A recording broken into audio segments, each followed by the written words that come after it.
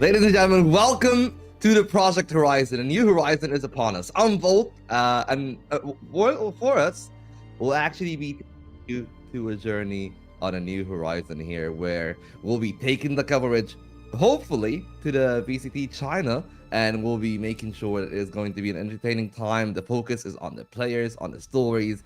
The Chinese region, honestly, is one of the most entertaining ones out there, and we're going to be kicking things off officially here in the playoffs.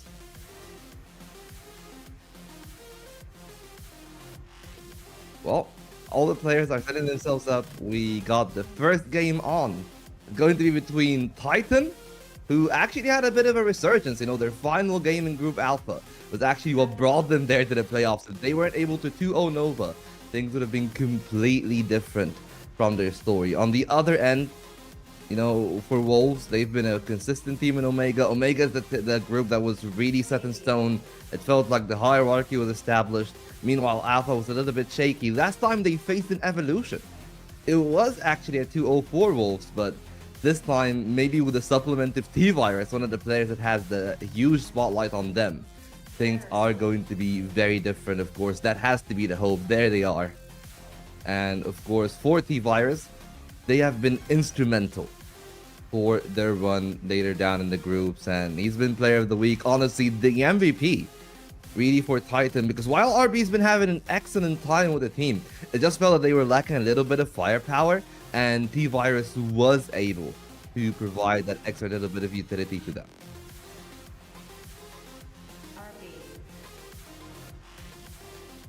Oh, you know, there comes the main man himself. You know, RB started off the year well. He's been with Titan for a while, and things are looking good for RB. You know, individually he's been looking stellar, but maybe like wins and international appearances have been eluding that player, and that is something that definitely now is within arm's reach. You know, they're still in playoffs. All they need to do is just to win 2 series, and if they're able to do that, things are going to be very up for them. And of course, now with all 10 players ready, we should be hitting pretty soon into seeing the veto, who's going where, how things are going to approach. And the last time the two teams have actually faced off, if I do remember correctly, of course, that was an Evolution. We've seen a Pearl, a Fracture, and the decider was a Haven.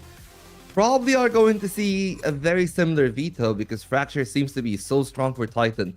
So they might just elect to let that one go into the veto again.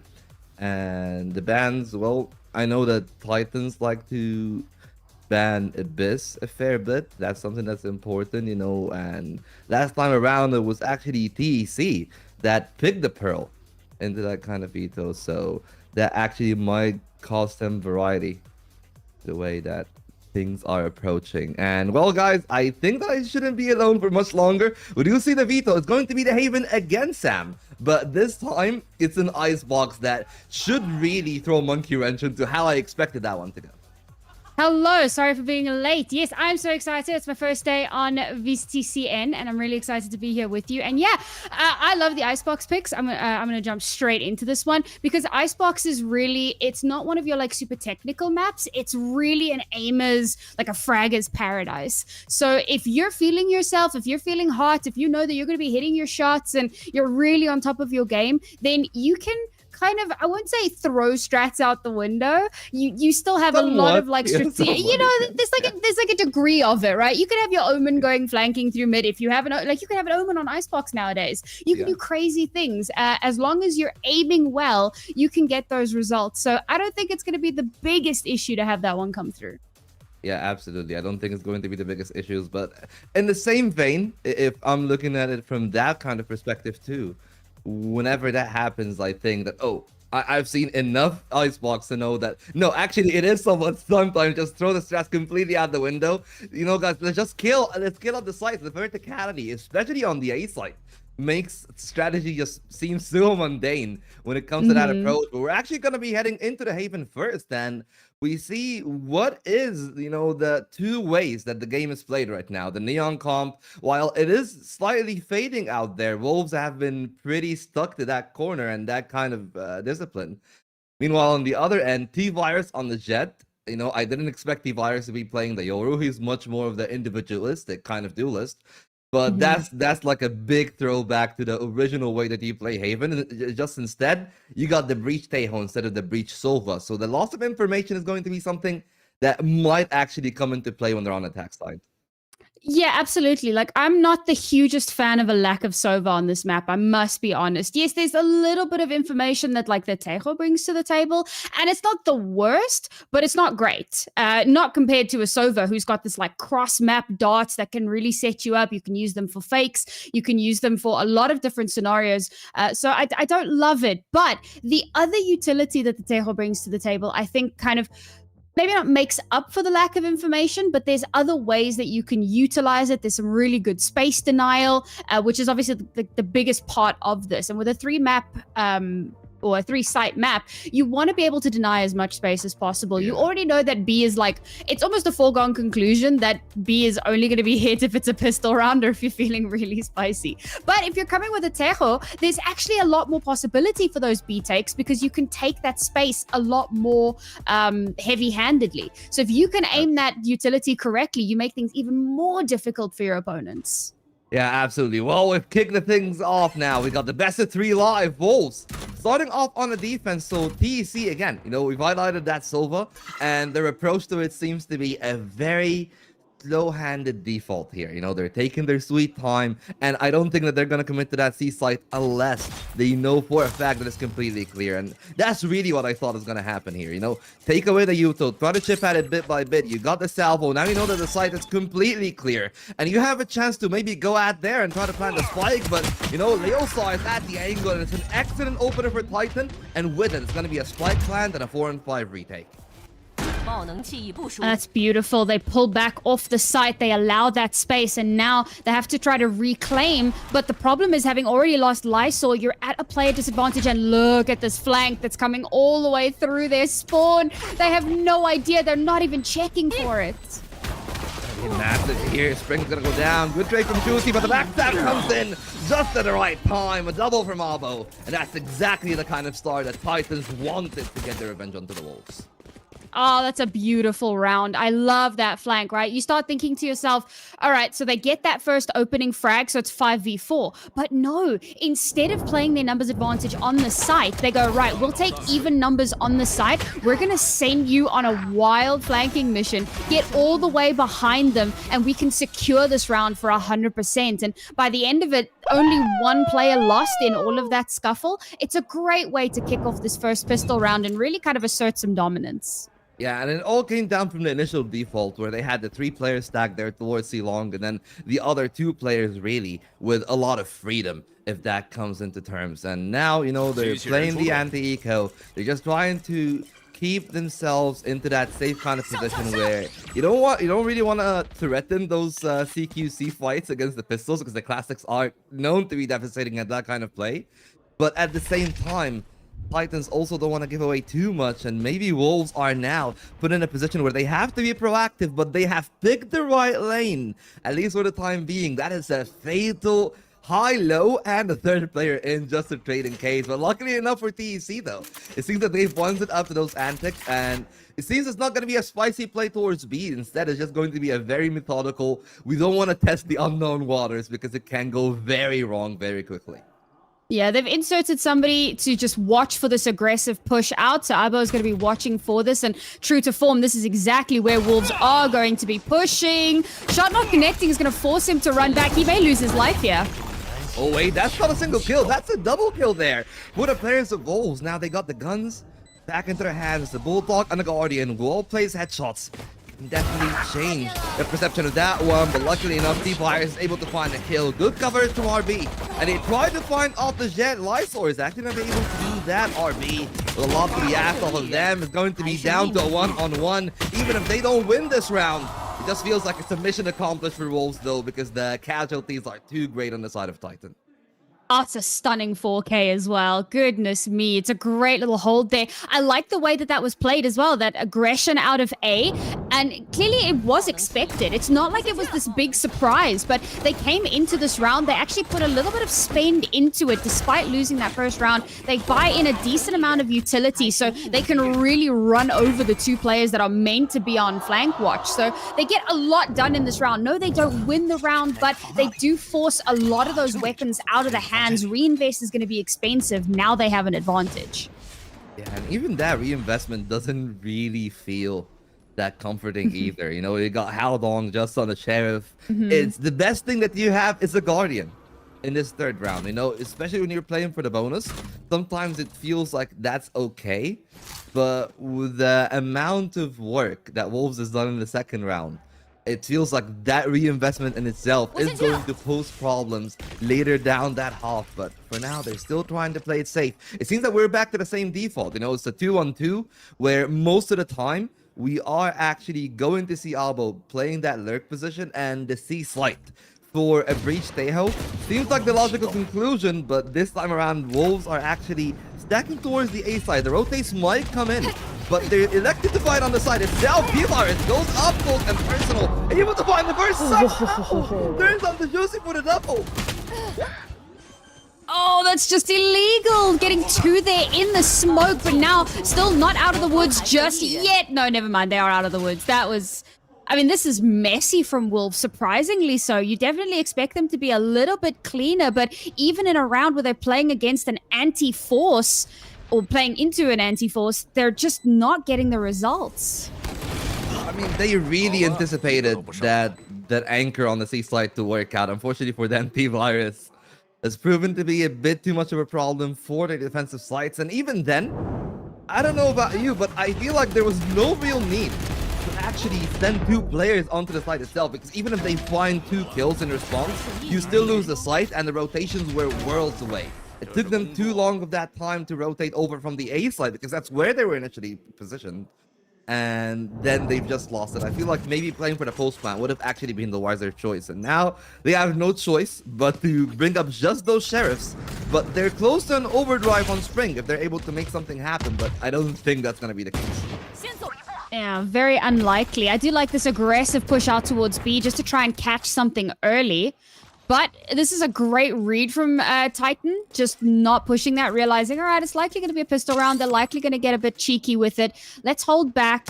And now they're actually just going to play for a little bit of info and maybe get an early pick or two. And this is a great way to deal with these kind of anti-eco rounds. You don't want to do crazy things into enemy sheriffs. You want to make sure that you're keeping it nice and clean and really solidify that lead.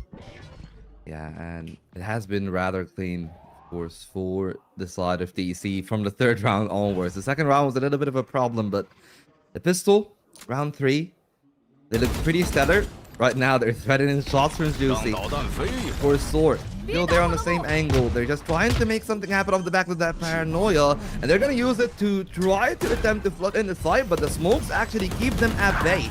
So that paranoia doesn't feel like it's that useful. Instead, it's going to be RB to actually find Juicy on the other end, the outlaw to be taken down by Juicy. It's a good first shot there for Wolves, but their way should have been locked down. Now they find a way to bounce back onto the other end. Armageddon not coming in yet. It's actually going to be the Rolling Thunder. Easy kill for how long at the end of that one, but they still need to find the approach. Good couple of shots there from Wolves, even in a 2-on-3 advantage for the defender side, and they should be cleaning that one up. It's only down to Albo, who cannot find the diffuser on time.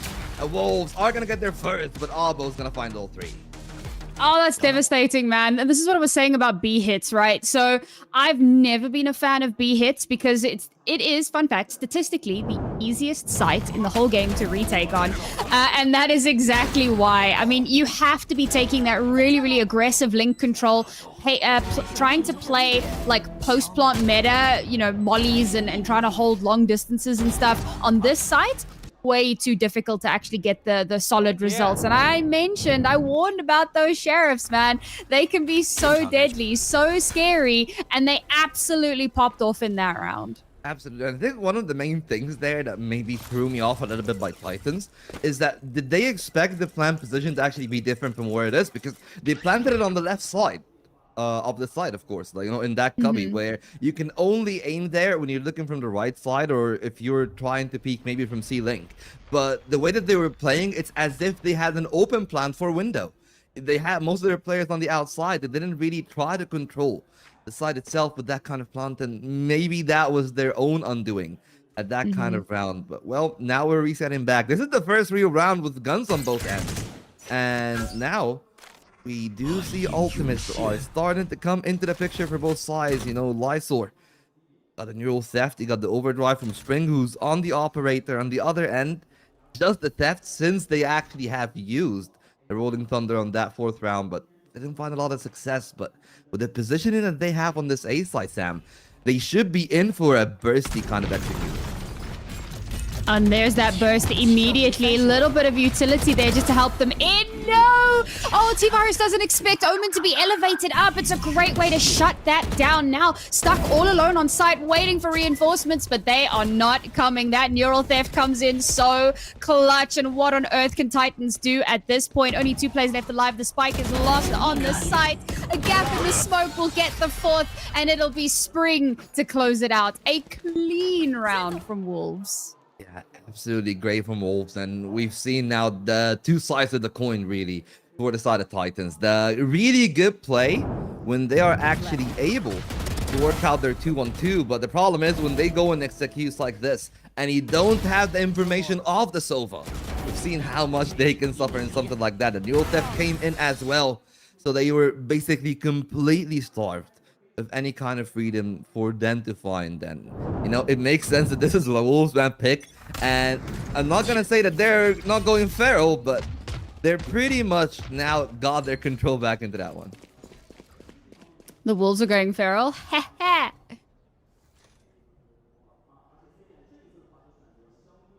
All right. And again, we're going into more of a slow kind of defaulty setup here. I like the fact that Titan try to take things slowly from round to round and get that early info. Wolves, I like that they try to play proactive, but it feels like they're not getting proactive enough. However, this is great from Spring.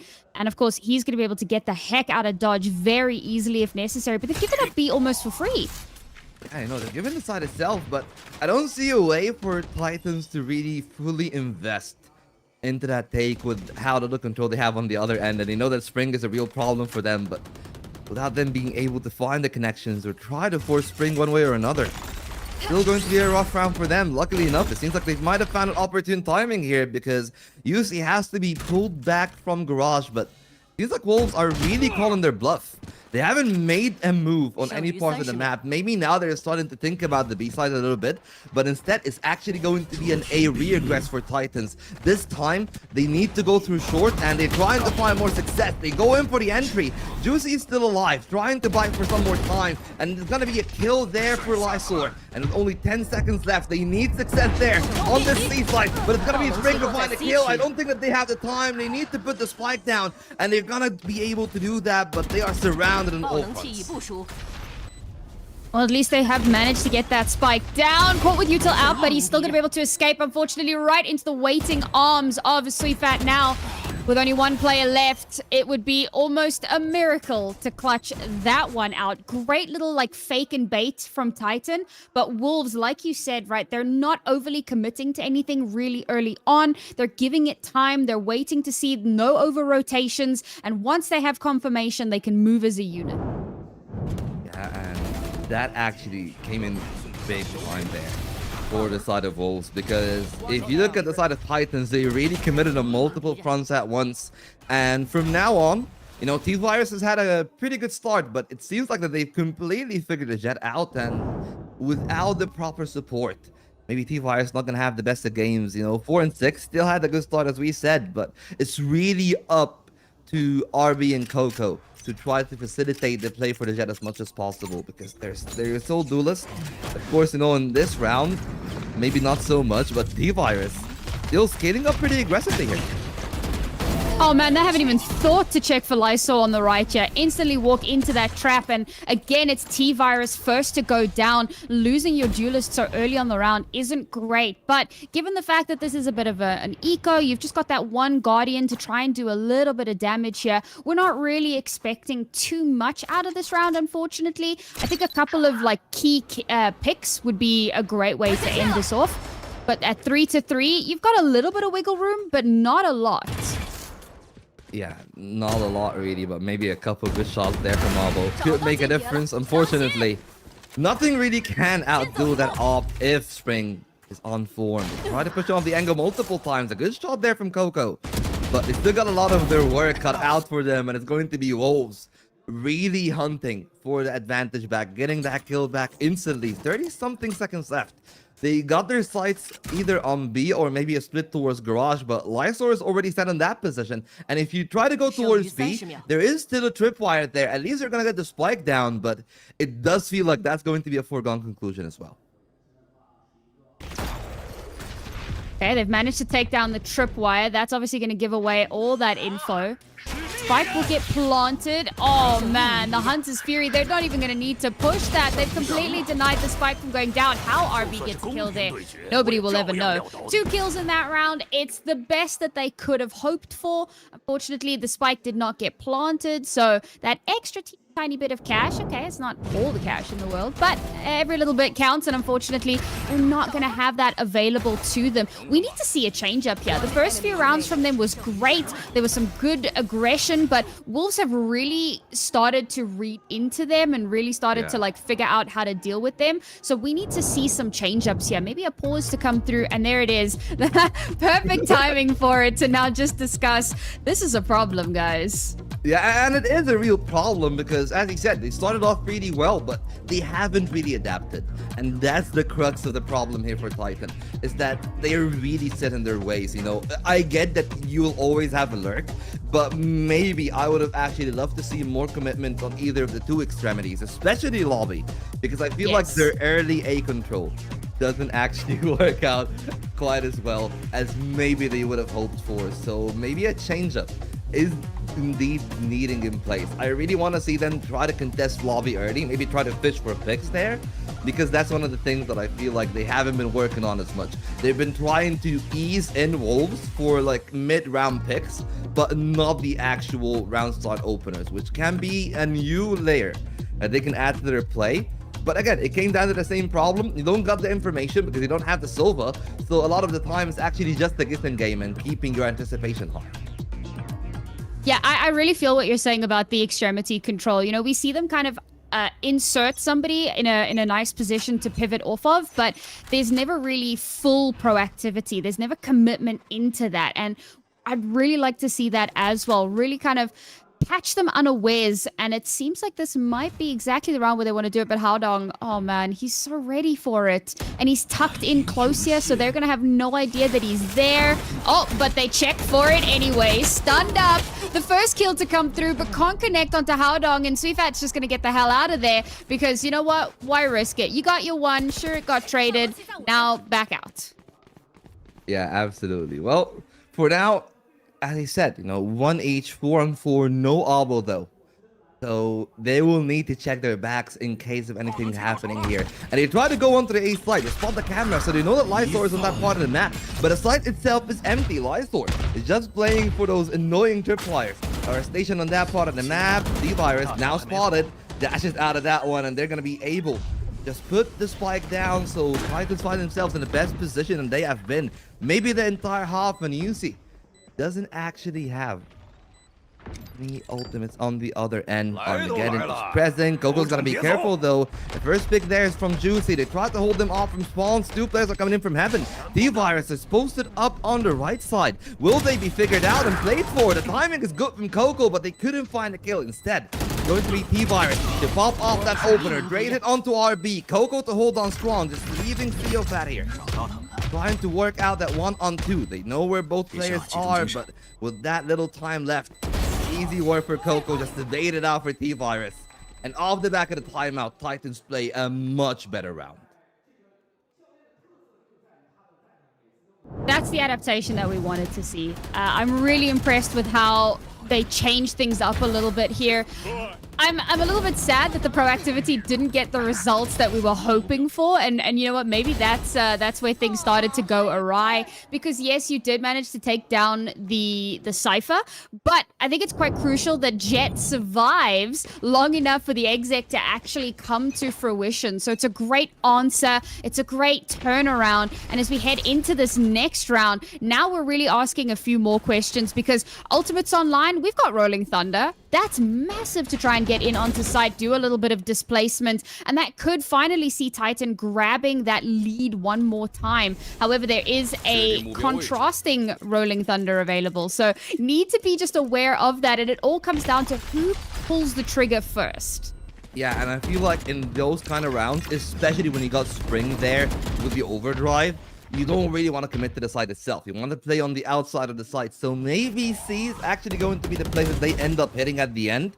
Luckily enough for the side of Titans, they don't actually lose any of their members there in that lobby control phase. They got 50-something seconds left, and it is going to be the C site. So the decision, I feel, is the right one. But it's going to be up to them not to actually lose too many members on their initial execute here. It's a retake play for Wolves. It makes a ton of sense. All they need to do is just to buy some time for the breach to come in. Spring's already very close to the C site, and it's going to be the offensive Rolling Thunder, but on the back of it, instantly popping out. Still T-Virus doing some good work to find the opener. They'll be caught back by the aftershock, and they can go back safely for the side of Wolves because they know that they still got their ultimate combo in play, and it's only 15 seconds left for the side of Titans. They need to put the spike down, but by the time they get to the site, it feels like it's going to be a done deal with the breach already being there. This is problematic. As soon as the spike is tapped, that Rolling Thunder comes out. However, RB back into position, gets swung on by Spring. That Neon is so scary, and the clock ticks down. The ideas were there, but that's what I was talking about the dueling Rolling Thunders, and whoever pulls the trigger first invariably loses. They use it on one side, they get forced back, they have to move over to the other side of the map, and the moment they try to stick it down, that counter thunder comes through, and they don't have the time on their side anymore. It's perfectly executed from Wolves, though. Yeah, bro, you know, if you're looking at the side of Titans, though, they must feel a little bit hard done by it there, because as you can tell, like, T-Virus completely died to the aftershock, and T-Virus, by the way, bought them a lot of time and a lot of space. So that's the one thing that makes me feel like their rotation towards the A site wasn't actually really that justified. They really could have just bided their time, not worry too much about it. I'm kind of intrigued where... Oh! Okay, I just saw on the minimap that shock dart was actually for the tripwire on the C door. So they're opening up some room for Lysor if they want to aggress up, and that is keeping a player from TEC looking at that angle just in case. I love that. And that's again one of the great things about that Sova, right? That cross-map utility. It can make such a big difference. Now, we are posturing heavily for this A exec. I like that the spike's moving up through sewer instead. Oh, Spring, this is cheeky. Oh, and the reveal. And despite getting caught in that concuss, gonna get taken down. And now, with only 4 players left on this defense, this exec has to be perfect, but Yuito, no! There's no way you've done that. The drive-by, and RB is doing absolute magic with the stinger. So despite the fact that it's looked a little bit scrappy, it's still going back and forth. And importantly, Spike hadn't committed yet, which means they have time to rotate out. They've pulled over some reinforcements, and now they've got a free C site to go and move into. Yeah, the information will be relayed, of course, to Lysor as soon as they pop their camera and they see the players on the attacking side actually on the C side itself. But by then, they would have already postured. Is still 3-on-3, but no ultimates really to morph the way that this round is played. Neural Theft is there if Wolves are able to work themselves with an opening pick, but they have a lot to clear, they have a lot to work for, and they're trying to make their way in. RB, though, not in the best of positions. There comes the opener. It's going to be a double dip here for the members of Wolves, and it's going to be how long to find a double. They're spotted by the Neural Theft. Got to be careful in the smoke. It might be a spray down there from Lysor, who elects instead to walk into the smoke, take that duel, and give a 6th over to Wolves. Yeah, you take your flowers, man. That might be one of the sickest, clutchest neural thefts I've seen in a long time. You could actually hear the crowd losing it as Howdong gets that double spray down. It's such a good angle that he's holding there. And unfortunately for him, Lysor pops that neural theft and catches him in the smoke. There's, what is it Omen says? Nowhere to run.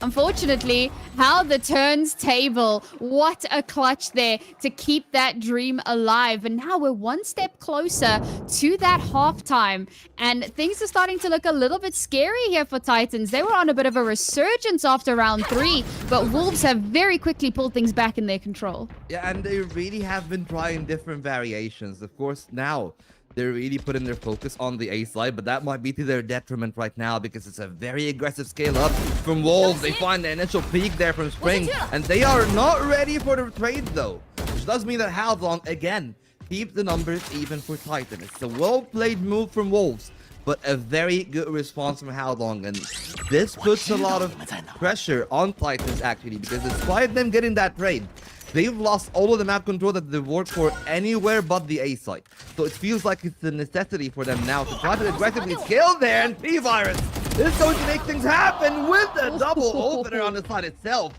And now Wolves are the team that suddenly feel like they're on the back foot, but Lysor, hold that one is massive because it keeps the numbers somewhat close. But the retake feels like a dream from there. Oh man, it feels like we've waited a lifetime for that Blade Storm to come through, and finally it does happen, and it creates so much space.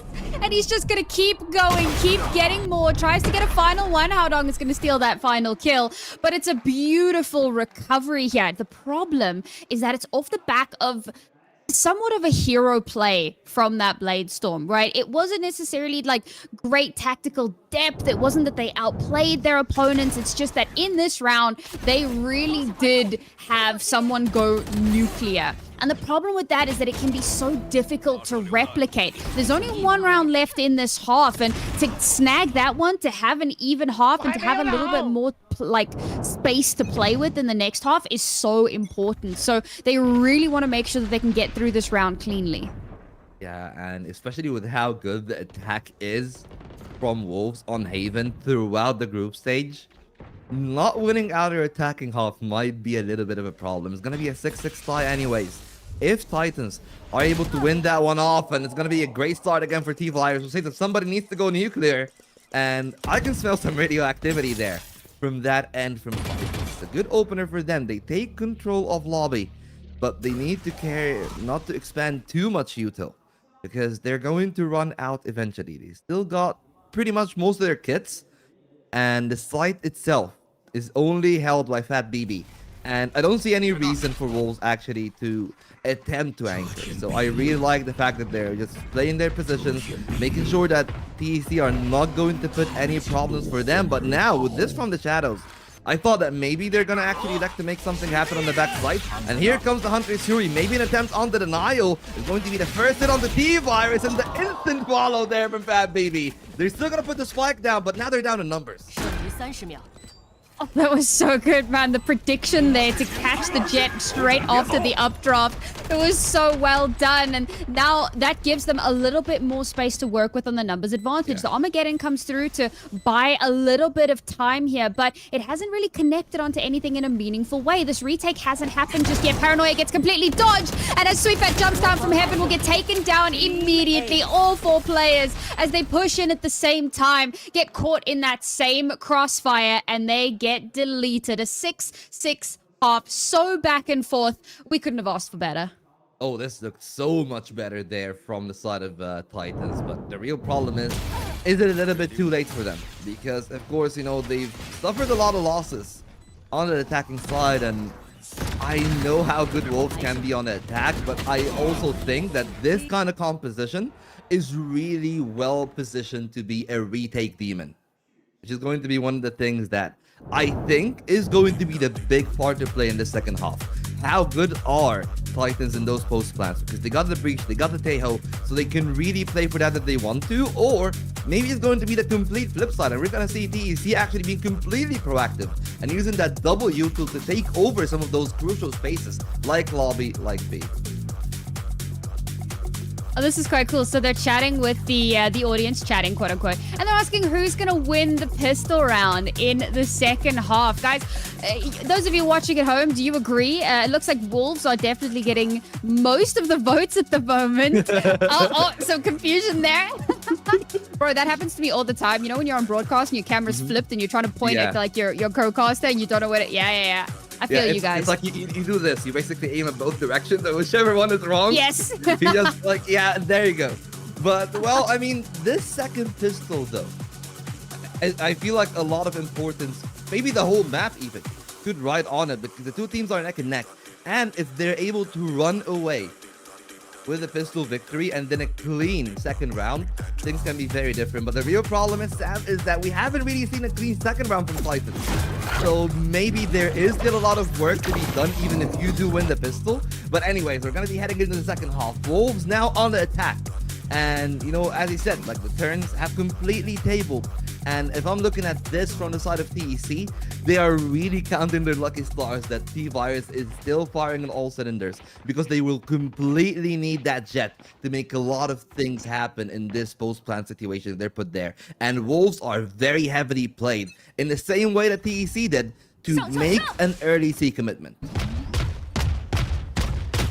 Yeah, pistol round C hits tend to be pretty popular, which is always interesting to me because it's such a long-range battle to take. But we've got one ghost in the mix here. Spring's going to try and get that to good use. Paranoia's going to force him straight back, however. And with that little bit of information garnered, actually, you know what? Maybe we won't hit that C site. See if they can pull some rotations. But Titan not buying into it. Instead, they're going to hold fast. They're going to chill. Spike now making its way back. A little bit of a fake, perhaps. There is that fake proposition that you've called for, and for the side of Titans, though, they really haven't budged an inch. They're calling the bluff, but How Long is already low on health in the initial dink, so they'll need to be very careful in the way they're positioned there. The relay bolt comes in, two players on the angle, neither of them found yet, and it's going to be Spring to find both. It's a big opener here from Wolves, and even will make it a triple before being shut down by Coco. But the spike is down. It's going to be a 2-on-4 for the post plant. That is, we spoke about nuclear, explosive, Spring. What a way to open up this round. 2 versus 4 now to try to hold on. They don't really have anything to cover. And again, we've got this flank coming through this time around. It's Lysol, it's expected, but he can't win the battle. There's so little here that T-Virus could actually get done. Swung on by 2 players. And that first pistol round, well, it seems most of the crowd were right. Yeah, and especially that person in the crowd that had this line is like, I don't want to see you here tomorrow, Wolves. And maybe that wouldn't be the case, because the Icebox is really, as we've highlighted, relying on individual skills. That works somehow, you know, that happens. But in reality, I just trust Wolves a lot more in their anti-eco, because what we've seen from Titans in the second round after winning their pistol was fairly sloppy, but maybe there is a chance to make up for it here. They got the Bucky on T-Virus, a big stack towards the C side where it seems Wolves are attempting a repeat. And maybe that could be to their detriment, but luckily enough, they got the Sova, the utility comes in, but they're still stuck at C long. No peeks from the other end though, and with the cover of the smoke there, both dark covers are used. It feels like that Wolves don't really need to commit again. So they have a lot of that freedom to walk back in, and the trap might have just been expired. And I really want to see Titans move, but they're still holding on to that C site. I like that they're prioritizing the Rolling Thunder as well, getting those that orb early on, fighting for that orb control. Because obviously, as soon as you get that online, you'll have a massive advantage into the next round. So now, again, we're going to see another B hit to come through. The question is, how does this one get played? Aftershock to deny the plant, only for a moment, but that gives time to push in. Unfortunately, they're pushing straight into Lysol's crosshairs. He's ready. He's awaiting. Spring now on site. Also spots out that at least one has pushed through. I think he spotted the second as well, but he doesn't have time to react. Coco just runs him down. Do they know where the spike's planted? Lysol now again. They're playing that off-site post-plant and get the one Aftershock to try and deny that defuse, but now that is gone. So what do they still have to work with? The flash to come through, the cloud burst to give that extra bit of cover, but Suifat, they just ran straight into him, and it's a beautiful post-plant hold. Yeah, and they needed somebody to actually come on big on that one, because the trades were going back and forth, and it was almost there on a hair. for the side of Wolves. They lost a couple of members there, but that initial pick from Lysor and then Fat, especially with that triple kill, they made things comfortable for their team, but they still get to that magic number. 3 casualties in the second round. It does make reinvestments expensive. You look at the money there on the side of Wolves. Nothing remaining for Juicy after buying that Guardian. And Soyfat is only playing with the Ghost. So they have a chance here on Titans to maybe work their way into a clean round, but the firepower from Wolves, of course, is not really toothless. It's still got the fangs, and it can definitely hurt if Titans are not ready for what is to come.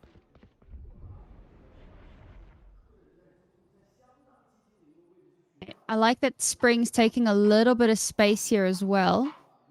Trying to garner some of that early info. Nice. First pick to come through in such a devastating way. That was an interesting... don't worry about it. Don't worry about it.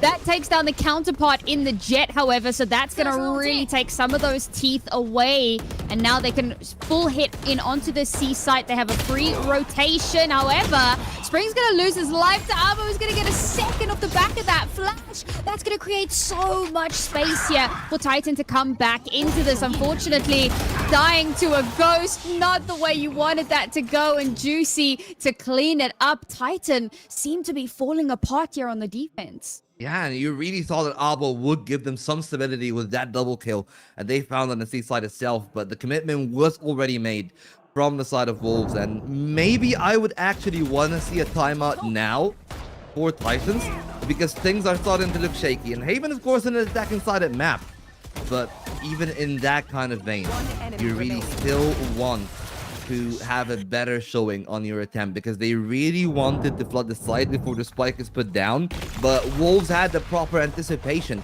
for that kind of read. 3 players here on the A side. It's only pistols, but maybe they might have had a chance, but instead it's going to be Juicy to find that kill. They clean out all 3. At least they're going to get Spring for their worries, but that's too much work for just a single kill. Yeah, I mean, with it being a pistol round, you would have wanted to maybe be able to walk away with a gun there. Unfortunately, it's just not going to happen. A second kill from Haodong, though. All right. I mean, it's not going to make the biggest difference in the, in this round, obviously. But, you know, get that little bit of extra, force them to have to reinvest. The problem now is we've hit double digits. And that is the problem with having such a close first half. You don't have enough of a buffer to tide you over if you lose pistol conversion. And next thing you know, the snowball's starting to happen. Now, you know, we get to round 5 of the second half, and I always call that a momentum shifter. It's a great time to take that timeout because they should have some guns. But they need to get 4 rounds to even out the score. And if they lose this round, the economy is going to start to become a little bit of a problem. Yeah, losing the bonus is the one thing that really sent the economy into complete whirl there for TEC. They are now using their final timeout for this map, but honestly, from what I see, there needs to be a big shift in the way that things are handled. They had the right read in the last round, but unfortunately for them, maybe just didn't have the guns necessary to operate on the back of. But for this round, things might be a little bit different. They got their chance. I think that I do see an operator on their side, but probably is going to be a glass cannon on into T-Virus. But even if it is a glass cannon, it still just changes completely the way that you're going to be playing that one. Not just for you, but it also warps the play for Wolves, because having an operator set on an angle that can completely lock it off is going to either expend a lot of util to try to get T-Virus out, or you're going to have to lose an initial player, which I think is the hope here for the side of Titans, that they want to find the opening pick with that op and then just play a bit more passively from here onwards. Let's see if that plan can actually come to fruition. There's so many caveats and moments, important moments to keep track of in all of that. But it looks like it's just going to be a super aggressive push, and already Spring pops the ulti, gets that first kill. Yes, there has been a trade-off, but they're kind of closing in on this Tejo. How Coco manages to get a second there, I will never understand. And, well, gets the hell out of there. Spike still making its way in towards this site, however. The last 3 players from Titan are going to be funneling through that same kind of choke area, right? Either Heaven or from that connector, which can be quite dangerous. We saw something like that happen previously. Dodging out the Owl drone is fantastic. They don't have that full info, but now Will you jump straight into the sightlines of Juicy? Oh my god! How do you win that? Drops down, gets the kill. How much more can you get done? One more, but it's 1 versus 1 is Suifat. 4 kills on the round for Suifat. This man is an absolute monster. He even ones up from the anti-eco there. That's a quad kill that they really needed because the retake was going so well for Titan. They needed somebody to lock it down, and that opener there from Coco was just absolutely crazy. But of course, we were talking about the operator. Didn't really get a lot of value. The overdrive completely neutralized T-Virus there in that kind of position, and now maybe Wolves have figured things out. It has been T-Virus that is the breath of fresh air for the side of Titan, but with T-Virus neutered, it does feel that the team really loses a lot of its ability. They rely on T-Virus a fair bit in creating openers and winning individual duels, even like 55s, 45s, not even the really advantageous ones. So the fact that T-Virus has been completely accounted for and Wolves know how to deal with it in each and every step feels like they have been coming with a better preparation. It is their own map pick, so that much does make sense. But they don't really have any further chances. They're already on to match point if Wolves are going to be able to win that one. And it does seem to be the case, you know, they're forced up, sure. They're trying to make something happen, absolutely. But it's going to be a 5-on-5 post plant, and I don't see any ultimates on the side of TEC other than the Armageddon. But it on its own sometimes cannot be enough for a complete retake. Yeah, it's not nearly as big as that Rolling Thunder. It doesn't cover the same kind of ground, so you're not going to get the same full value out of it. So it is going to come through here. The salvos, just of course a little bit of space available, but it doesn't matter. Suifat continues to be a problem. He'll eventually get traded out, but it really is a firing gallery as the attempt at a retake comes through. And again, that's the problem with retaking on A. When you've got everyone either funneling in through Heaven or that connector and you don't have anyone trying to set up a flank, you're essentially just walking into a little bit of a meat grinder, and without the right utility to enable you, you're just gonna get kind of deleted, which is what happens here. Suifat doing a bit of clay pigeon shooting there on the jet high in the sky. That was an Aim Labs moment. And it's yet another round. And like you said, map point now for Wolves on their own map pick. Titan, that's a different team, have only managed to pick up 6 rounds in the first half. Nothing yet on the second. Yeah, and that second half is really... I wouldn't even say it has been looking bad for them. I just know that this is how good Wolves are on Haven. They've threatened a lot of the best teams in the entire league on that Haven. I think it was only Billy to actually beat them on it. But now, you know, this might be all she wrote for Titans at that part of the time. Because this is the final round for them. This is the coup de grace. If it is to be delivered from Wolves, but they're stationed up well. Good opener for T-Virus. They try to work their way back in, and those are 3 picks that they have found, but they still got Suifat there on that angle that will be able to find the first kill. Got the Hunter's Fury if they want to repeat that one, but instead, they don't elect to use it until the first half comes out. But it's already been halved. Lysor, though, to find a pair. How long is trying to finish that one off? It's going to be a double for Coco. And Titans keep their grip on this map at least for one more round. I actually quite like the fact that they go for a more kind of retakey setup rather than trying to get too proactive. It's difficult to get proactive into a Neon. You can really get caught off guard so easily. And also, I mean, all of the success so far has been on this A site. So clearly the C site, they're able to just kind of hold that down a little bit more. And also the fact that you've got Abo there, who's been quite a good link for this team so far. He opens things up, slows things down a little bit, and buys them that little bit of time, which is really, really important for those retakes. But that's only step 1. It's still an uphill battle to go, and Wolves still get a full buy into this. They've got Rolling Thunder still online, Neural Theft as well. We saw what Lysor can do with a Neural Theft. Lysor doesn't actually do as well there with the Vandal in comparison to RB. It's a big one there from Titans. They really needed the space. They got full control of lobby while they've stationed T-Virus there, and they're trying to cover the rest of the angles. That was beautiful by Haodong, and it continues to be swimmingly so for the side of TEC, because not only did they found the 2 picks, they've also done a fair amount of damage on the spring. They are accounting for the players on C, and this is looking a whole lot better. Maybe a little bit complacent there from Wolves, but they have the buffer, as he said, to actually afford to be able to do something like that. But in that kind of 2v4, unfortunately for Yui and Suifat, I wouldn't actually put some bets on them. Any bets, really. I don't know, man. Suifat has had some outrageous rounds. A 4K wouldn't be too much to ask from him. He's done this before. The problem now is his position is completely known, and Abo's right there. Is he going to check for it? Ah.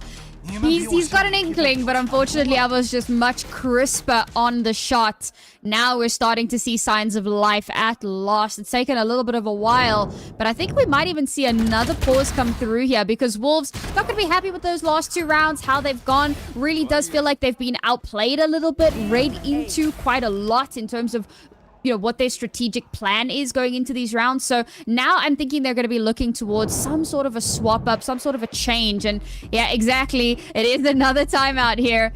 They realize they want to get this cleanly, especially because the next map, with it being a Fragger's Paradise, there are some really heavy hitters on Titan. So you don't want to take that to chance. You want to secure this map so that if you lose that next one, it's map 3 and it's not the end of the day.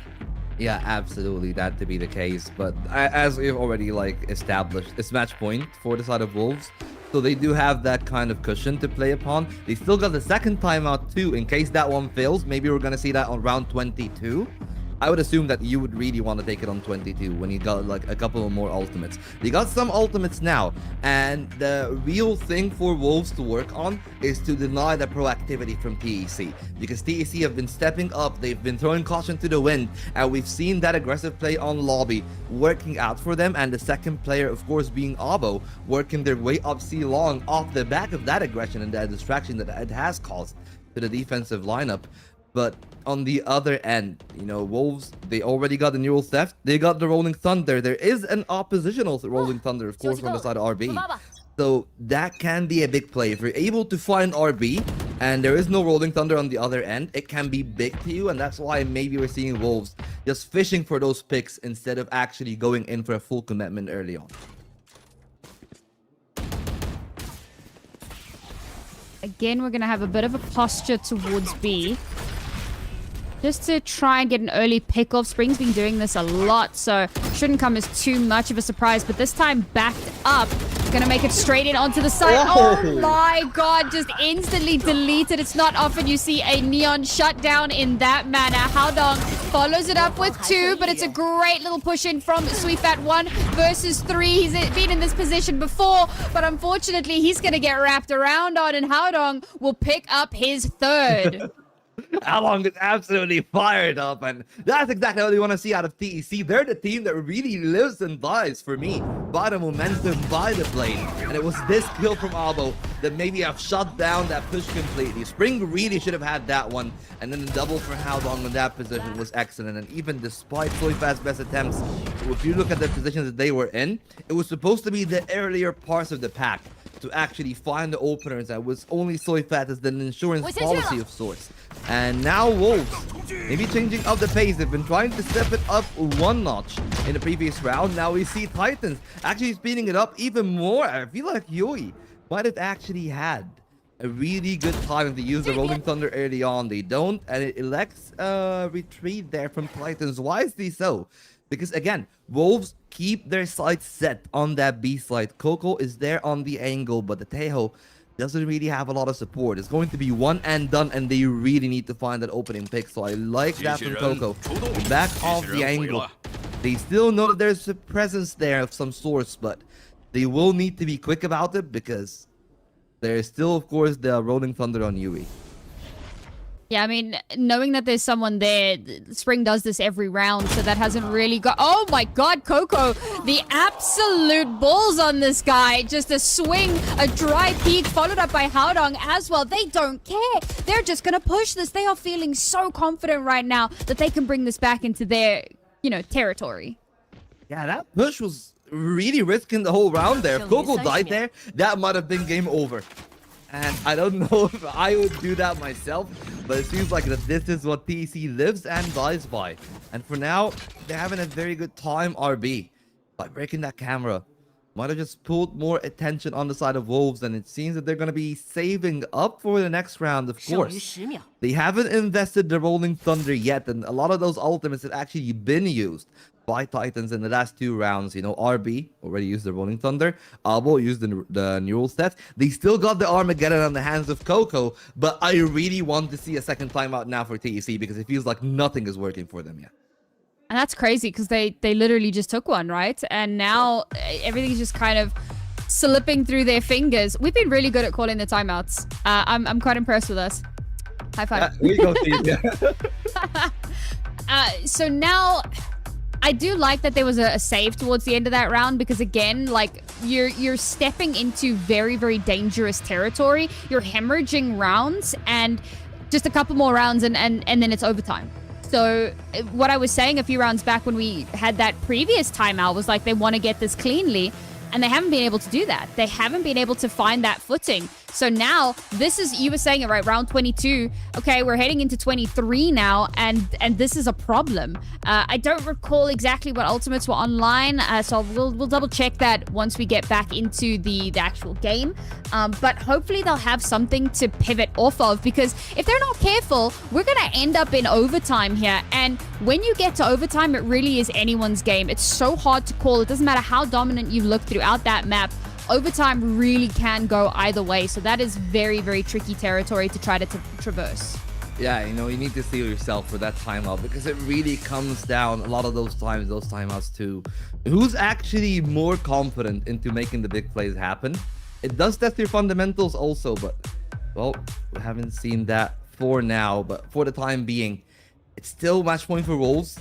And as much as we're hyping Titans up to make it to that 12 point, a single mistake can be all she wrote. They still got the Rolling Thunder, and they got Spring, who has been perfect on some of those early openers. So Abo and Haldon needs to be careful. We've seen them continuously proactive and attempt to fish for the early peaks. It's not going to be the case for now because Wolves got that orb, and they got the overdrive as well now. And that is the lethal one too, that I am certain they're going to be looking forward to play with. So it's going to be up to T-Virus to find a pick here to slow them down.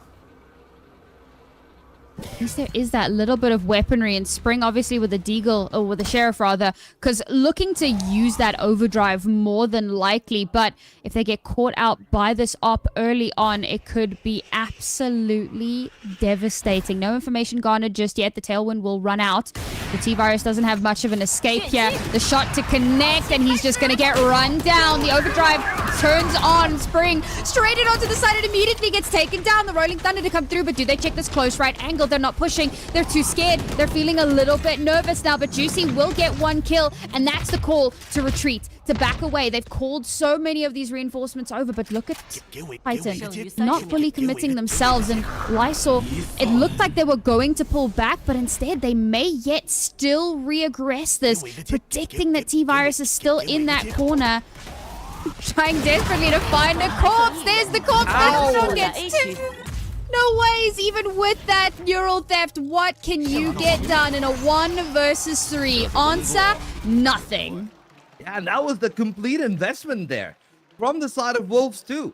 They've got the Rolling Thunder out, they got the Overdrive out, but somehow, and that is the craziest part of this whole one, T-Virus sat in the smoke, survived that whole time, and that tracking from RB was immaculate. That's exactly what they needed to shut the Neon down. And despite T-Virus going down, he's bought all the time necessary in the world, them and RB of course. And now I feel like maybe Titans is going to cause another upset. Everybody was like, oh, no way that they're going to repeat what happens with Nova. It was a fluke 2-0, but if they're able to beat Wolves in one of their own home turfs, one of the maps, they've been threatening the best teams in the league. This might be a very different territory for the landscape of the playoffs in a whole, and Titans already starting off good again. They spot the players in A, but Wolves are starting to maybe seep some doubt into their camp, and that is going to be the main thing they need to cleanse themselves off.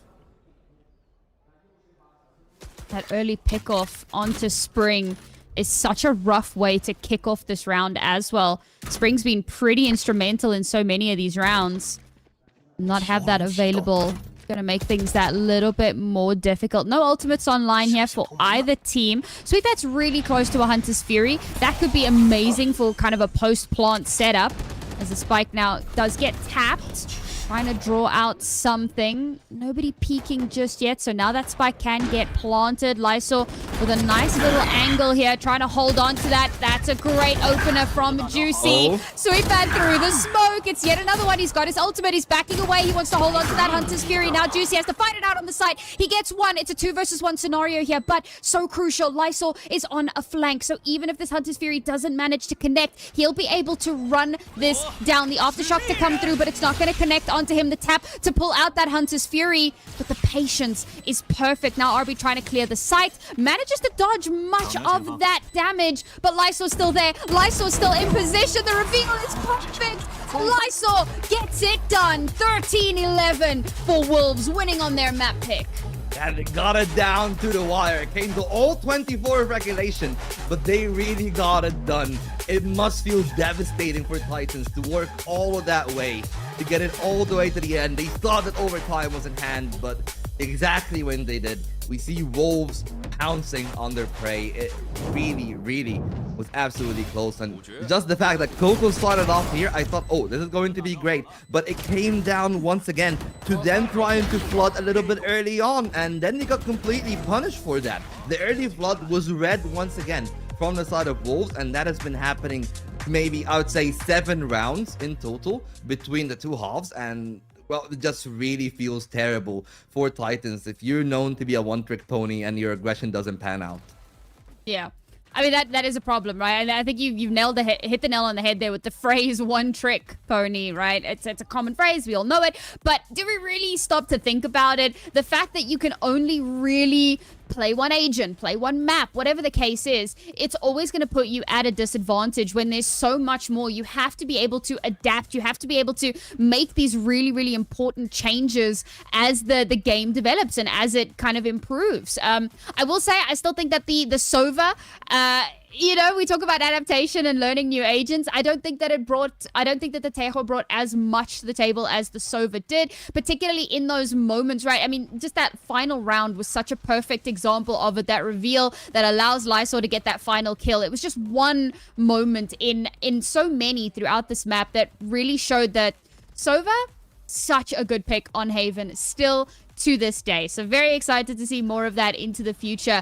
And for Titan, okay, it is a bit of a disappointment, especially because, like, you know, looking at the players on this team, these are pretty well-known players. RB, Haldong, like, these are players that we all need to be really familiar with, that have had a lot of, you know, success previously. Sorry, we're gonna be talking over the team comms here, so turn that down ever so slightly.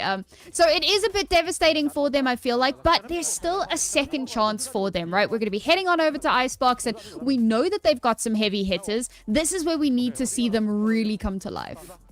Yeah, and I'm pretty sure with that kind of form, if they're able to replicate it on the Icebox, they are going to be much more formidable on both ends of the spectrum. I feel like what really let them down there in this Haven was probably their defensive side, actually, more so than their attack.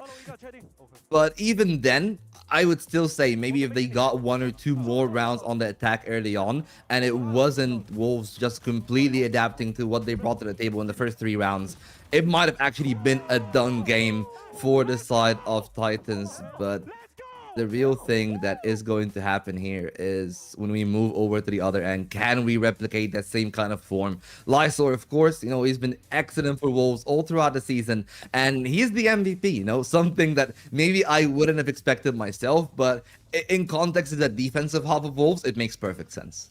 Yeah, and just so I got an update from part of our production crew who actually does speak Mandarin, and has let us know that, you know, based on the team comms, apparently the reads that Wolves were having were so good, just in terms of how, you know, communicating with one another on what the enemy team are doing, where they are, you know, what plays that they're making. Based on that, they had a really good idea of what was going on. So that's really impressive. It's great to see that players are reading into the game so well. We talk about how important coaches are, but obviously it's great when your players can also get those really important reads and keep those adaptations flowing throughout the game. And as you mentioned, huge props to Lysol, but I feel like both of the ciphers in this match really had some shining moments, you know, some great lurks that were coming through, really getting what's the word, sneaky and like catching players out. It was really cool to see. Yeah, and maybe, one of the things that we can tell here, the game was completely even in First Bloods. That makes absolute sense. But it was mainly the post plants, actually. That was the third metric there on that stat sheet that didn't work out that well for the side of Titans. Something that they will actually need to work on a lot more on Icebox, because Icebox is notorious for post plants. And Yeah. if that doesn't work out on Haven, maybe it might work on the Icebox, just because of, we talked about this. It's a completely much looser game to approach when you play the Icebox. It's not really as rigid or structured, and that can actually work in their favor from what we've seen in this Haven. Yeah, really looking forward to seeing what they are capable of. But for now, folks, we're going to take a very short break. And when we return, we're going to find out, do we go to map 3 or are we going to sweep this 2-0? Find out after this.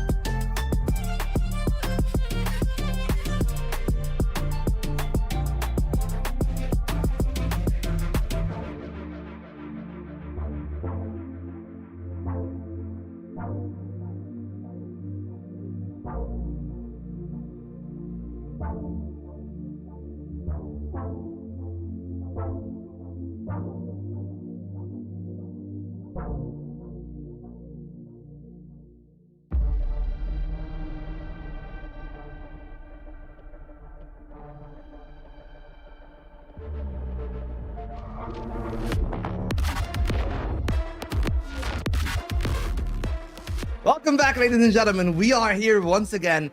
Game 1, well, it was the nail biter. All 24 rounds were played on that initial Haven, but Wolves figured out the way to get their map pick after struggling for quite a while. They were on match point for what, 5 rounds, I think? And it really took them the whole way to get there. Yeah, definitely decided to do it the hard way, I suppose. But now the big excitement I feel comes in, like we were saying with Icebox, because there's a lot of questions about how that might be going, purely because, like we said before, it's a fragger's paradise. You don't necessarily have to strat as heavily. So, you know, your high impact players have more opportunities to have their high impact players like Coco. I was talking about how the Tejo in terms of utility wasn't getting as much value as the Sova in my opinion, but Coco was getting value. Like, man was hitting some clean shots. So gonna be looking towards seeing what, you know, he's gonna be able to accomplish on Icebox. And obviously we spoke about Lysol, and he was the kind of the MVP for Wolves as well. You know, what's he going to be getting up to? Is he going to be on that Killjoy? Is he going to be doing that same kind of nonsense that he was getting up to on the Cypher?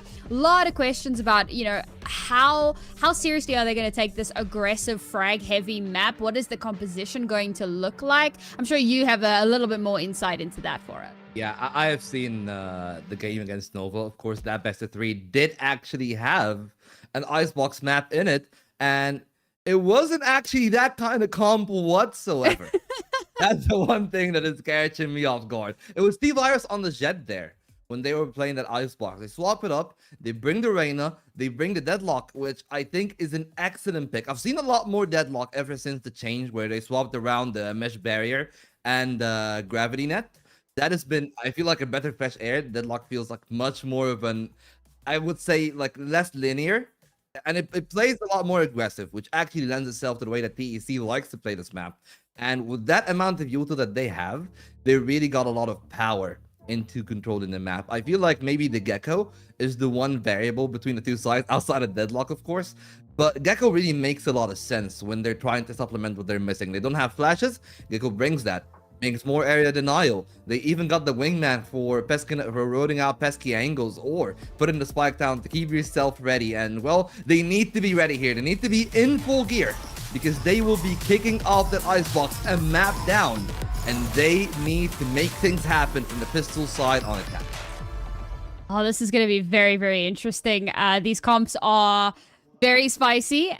You know, I seen quite a few teams still trying to make that whole Sage Harbor thing work. I'm still a fan of the Sage. Call me old-fashioned, call me boring. I still think Sage is fantastic on this map. I am very curious about how this Deadlock's going to go. I think Deadlock has always wanted to run more aggressively, so the fact that you can play her more aggressively now kind of feeds itself into how she wants to be played. So that's a great change-up, but I still think that there are other agents that might bring a little bit more. Open to be proving wrong is Juicy. Oh, one and done. Thank you, ma'am. Bye-bye. Not just even the one and done. It's like 1.5. You know, Albo's basically limping at the end of that exchange. And Wolves, we look at, they've got everything that they wanted out of that one. They know where the play is eventually going to hit here for Titans, unless they do have a big change of heart. But RB already invested onto that pipe position. Let's find more control. And it is putting some rotates over from the side of Wolves, but they haven't really completely made their move as of yet. It's 3-2 split. The B side is the one that's weaker, but Juicy already spotted the players that are setting themselves up for the final exec. Sweetfat's holding here. Oh, brother. This could still be absolutely devastating. That Viper wall means that they're not going to get too much value from that flash. And now Wingman is shut down. Plant absolutely denied. Spike now lost on sight. There's still that orb there for a little bit of sightline denial. Oh my god, Spring from the Neon to the Viper, but the shots will still connect in the same spicy fashion. What on earth can still be done? RB on that flank, but not going to be given the opportunity for it to come to fruition. Sure, what can you do here? A little bit of extra damage, maybe. Only going to be good for one. Ooh, not the greatest start. Yeah, I do love, though, that there's some serious adaptability or depth to the agent pools, like Juicy going from Omen onto the Jet, and then you've got Spring going from the Neon onto the Viper. Like, those agents don't even play close to one another, so really cool that you have that adaptability. Oh, absolutely. But well, honestly, Wolves is one of those teams that, at least to me, feel a little bit like an enigma. Where, you know, Lysor, for example, last time Lysor was playing against Shandu All Gamers, they had Lysor on the Lotus, on the Smokes. was actually primarily Juicy that was playing the duelist the whole way across the season. So they're back to their preferred role, and they're still doing excellent. In the second time of asking that spike down, Juicy just farming those kills for now. The salvo really limiting the options, but Juicy's looking so clean. Finally shot on by Abo. But the snake bite is going to force them into a bad spot. How long to find another one? They found some kills, but it just feels like a consolation because there's no way how long is actually going to clutch that one on 8 points of health. I mean, one extra kill would be quite nice, surely. You know, you come in here with very, very little. If you can maybe get a nice shot to the head, make things a little bit spicy, take down Spring, then, you know, that's your best bet. Unfortunately, Lysol watching for it. And Spring will, of course, swing. Spring swing. Very nice. Also, this just in, that is a cooling pack, apparently. I have never seen that before. That's quite cool. I mean, we've seen like the hand warmers, but I've never seen like a forehead cooling pack. That's pretty sick. It must be quite warm, I imagine, under all of those lights and on that stage. So unsurprising that maybe they need to just kind of, you know what, they're overheating. They need to cool off a bit. Yeah, you know, it feels like, you know, it's the 180, as he said, from what you would expect anywhere else. Like, all the players in the Americas and the EMEA always say, oh, like, we're freezing. But no, it's ice cold on the inside. But actually, it's fire out here from Titan. T-Virus to finally find an opener. You know, something working out well for TEC. But the real problem is they haven't really spotted the ops from Juicy. And if they test that, they might be in for quite a rude awakening. They are moving in. The stealth drone will spot the jet. It's going to be broken down. I don't think that they've actually spotted Juicy, but maybe they have because they completely pull away. And they run back towards A side. Huey is there on the angle. And it's going to be a quick rotate from the members of Wolves. And I'm actually quite baffled to see TEC taking their sweet time with that one. I thought they're going to just scale as aggressively as possibly can be.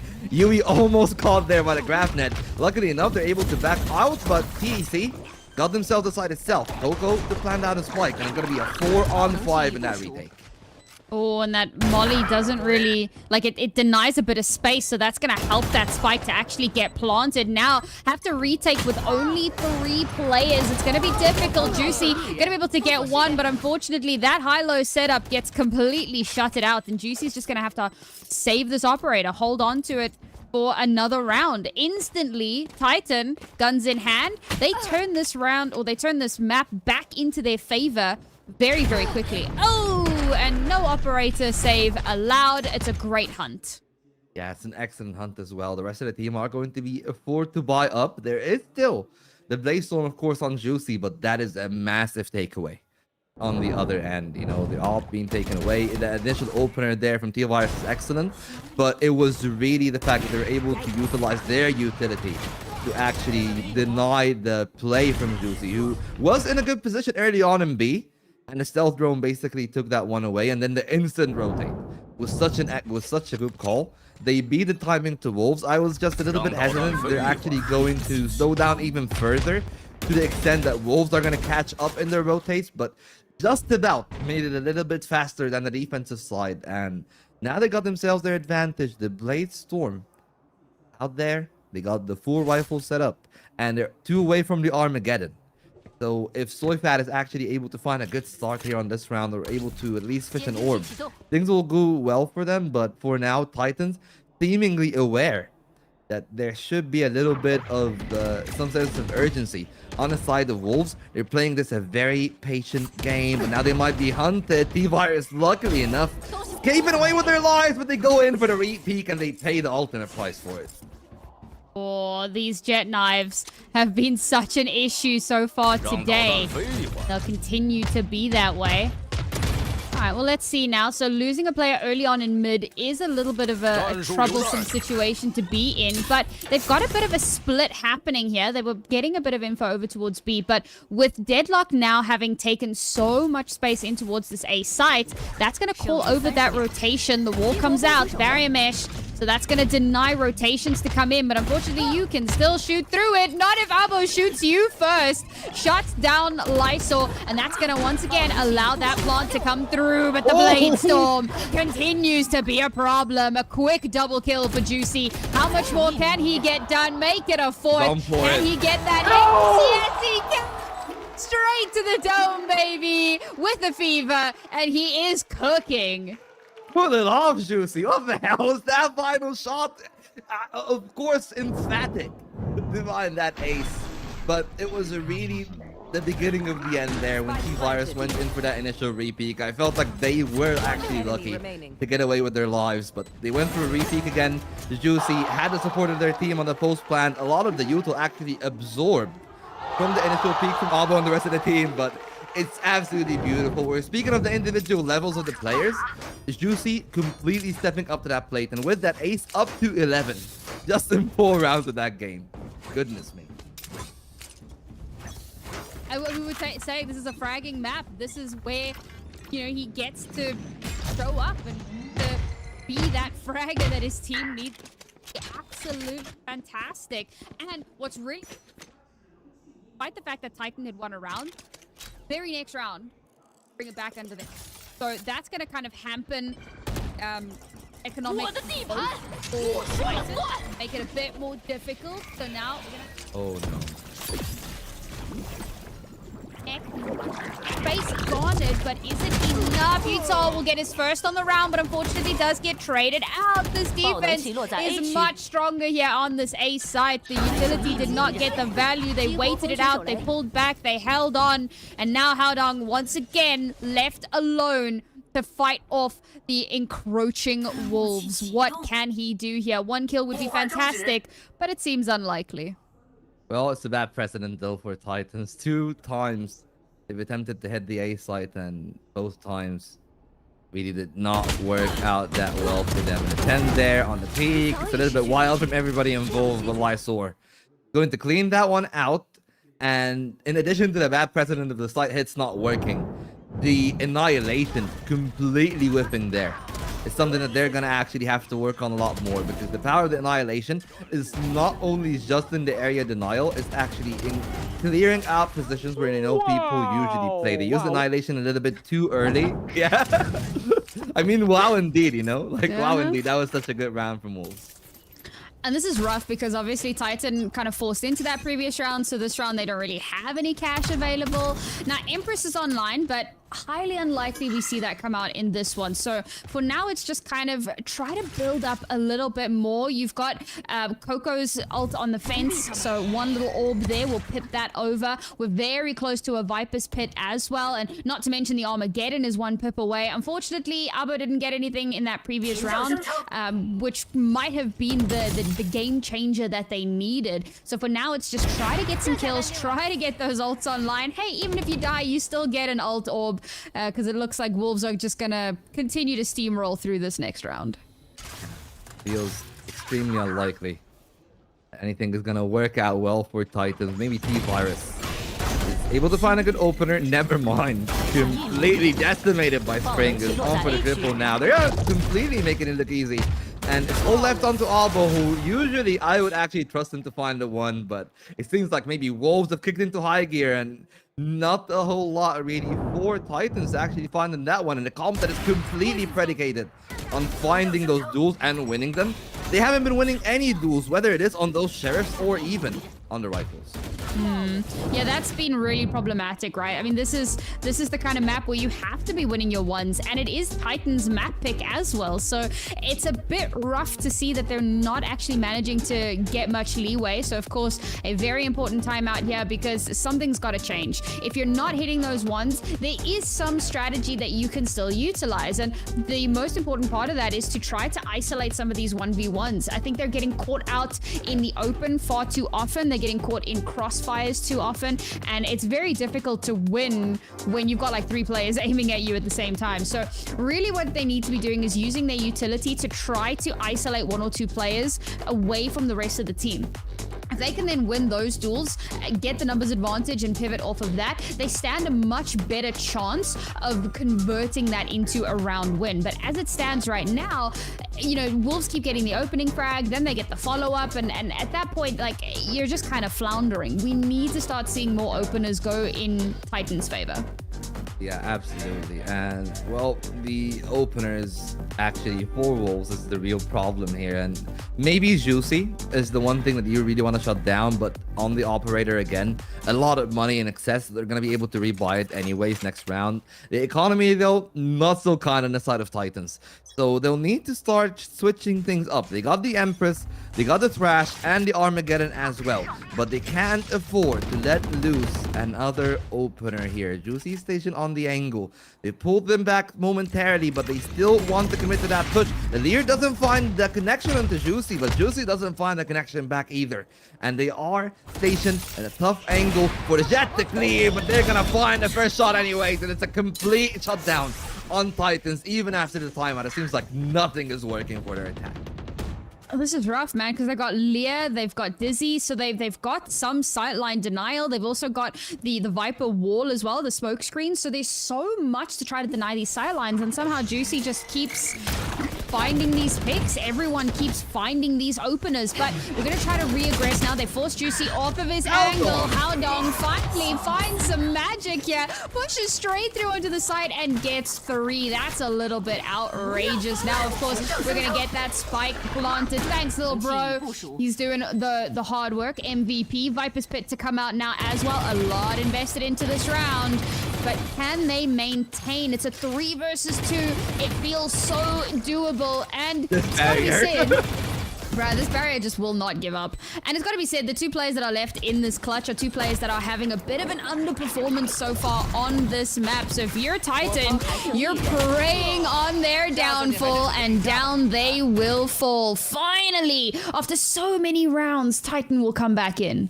Yeah, but it came down to the exact same thing that we are talking about on the Haven, the heroics there. And if it wasn't for that triple opener for Haodong, things would have gone completely wrong, because they locked off the initial attempt from Coco and T-Virus, and Haodong, that third kill though, a little bit ridiculous from them. But at the end, I feel like TEC will be happy because they got what they came here for. And it's time to keep things going though, but they need to keep their fundamentals in check. They cannot rely on those hero duels.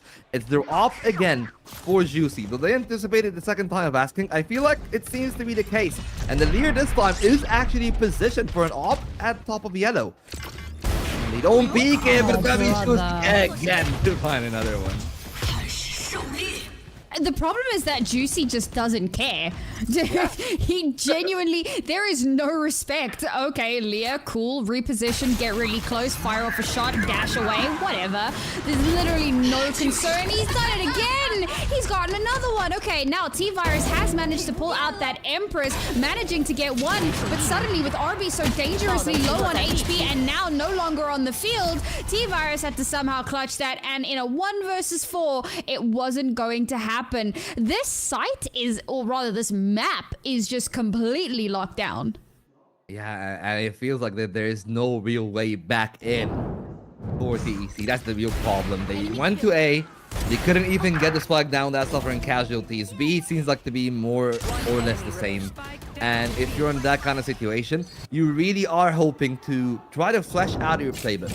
And I feel like their attempts on middle has been the ones that really causing them a lot of problems, because we've seen like T-Virus peeking mid, not finding success, Haodong trying to lurk up, immediately caught by Lysor in that position, and now they're back to the pistols, and it is a very tough attacking half for them on what I feel should have been their preferred side. Actually, they really were doing good on attack, and the comp from Wolves is such a far cry from the last time that we've seen them play Icebox. The last time they played Icebox, it was against Shilai, and they played Reyna Chamber Killjoy. They had a double Sentinel with the Reyna, and it somehow worked out. But this time, you know, they're much more, I would guess, in a more meta team comp.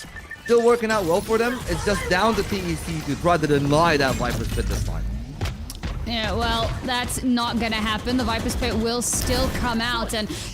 Okay, Yuito, nice. Little shots through the smokes there. Managing to get a opening frag here. That's so important. Again, those openers make all the difference in the world. And with this being basically a pistol round, you have the one hero AK to try and make some magic happen. How much more can you really get done in this round? The decay causing so many problems, but RB takes good advantage of the smoke clearing, will connect a very important and impactful shot there and collect a weapon for himself as well. A little bit more damage would be great. The fact that the Viper's Pits come out here as well really does bode well for them going forward. So a little bit more, but doesn't check the angle as well as he should have. And now it's down to 2. Yeah, and it's down to the wire on time. Luckily enough, they get the spike planted, but it's in a very exposed position. They gotta be careful of the instant peek. Juicy comes in just in the time to strike, and even the dink is not enough for Haldong. And it's 7 for Wolves, and it feels like TEC are completely spiraling now. I wouldn't even say that it's TEC playing a bad map, but it's just completely lights out from the side of Wolves. Oh, I think that's so devastating for Titan because they had such a good showing on Haven. They had such a good resurgence. It was looking like they were, building back into it so well.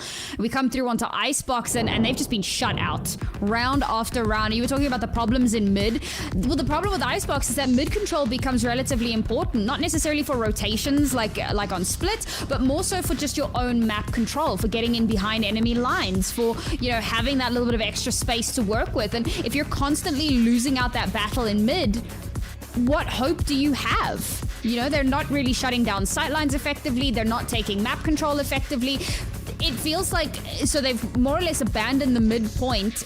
So now they're just kind of 5-stacking their way into the site. And unfortunately, Wolves are comfortable enough to play a bit more passive. Okay, Juicy notwithstanding, Juicy just does not care.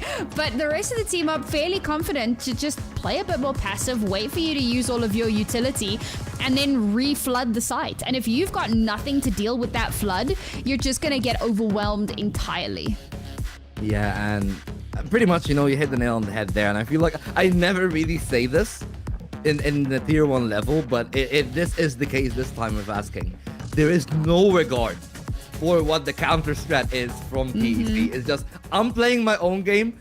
I'm the wolf here. You're not really having any second chance of asking, and it is a dangerous pack. And the problem is for TEC that usually you would expect T-Virus to be having a good game 3 and 9 on the Reyna. Not really what you want to see in this kind of game, especially with nobody else stepping up to that platter. And that leaves TEC in a position where, for them at least, they are forced into keep attempting something until they find success. But I don't know if you know about this, but I think punching the wall continuously doesn't work, but shooting back at the wall, though, seems to be the answer. That's a great opener for Aldo. But look at Soifat, though. Yeah, we were saying that getting an opening kill was important, but they don't expect. They kind of expect. Oh, it's a good little bit of a duck and dive there. RB managing to survive. That is fantastic. T-Virus getting the kill onto Spring. Now that's all of that Viper utility off of the board. Now there's a possibility. Now they're in with a chance, but the lockdown has come through. That's okay. They were planning to play off-site anyway, so they just pull back. They've still got some Viper util, but unfortunately, they still have to deal with this Tejo in the back line. And if they can't deal with it, that lurk could come back to bite them. Instead, gonna regroup with the rest of the team here. Now Juicy looking to go aggressive. No, the knives don't connect. Coco will shut him down. How are you meant to defuse now with no sightline denial, no real utility really to try to play with you? So many angles to cover. Time is not on your side. The swing is good. Suifat will only get 1, but finally Titan will get another round. It's been a serious slog for them to get rounds, but slowly they're making it happen. Yeah, the rust is off a little bit there. Of course, it didn't really start off that well for the side of Wolves, especially with that opening pick from Abo. But, credit where credit is due. The recovery was somewhat admirable, but at the end of the day, it seems like the TEC are still shooting back, which is the good sign that they need to take. but they won't be presented with openers like that every round. So, you know, they still, of course, gotta pick and choose. There are gaps, though, in the defensive Wolves. Something that I feel like they might be able to exploit. Soyfat ready for the util and delivering their own set of salvos. So complete denial here for the early set of dump from the side of Titans. And they have to go back. It's been primarily the A side, actually, where they've been hitting on this attacking side. You know, the few rounds that they tried towards B, they got completely shut down by Juicy. It's been a back and forth game, and the op is still there in that position. And just look at the fear in their eyes. They don't even want to risk peeking that.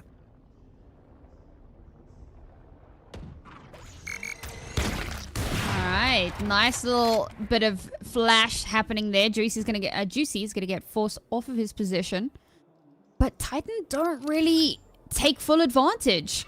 They're still so slow here. They're kind of staggered out. We've got a bit of presence in towards mid here, waiting for that go call so we can deal with that alarm bot. Now the Armageddon to come through to clear out that site. We're gonna start moving in. Where? Oh my god! The collateral headshot through T-Virus onto Haodong and RB. Okay, you're getting something done here, but how do you follow up from that?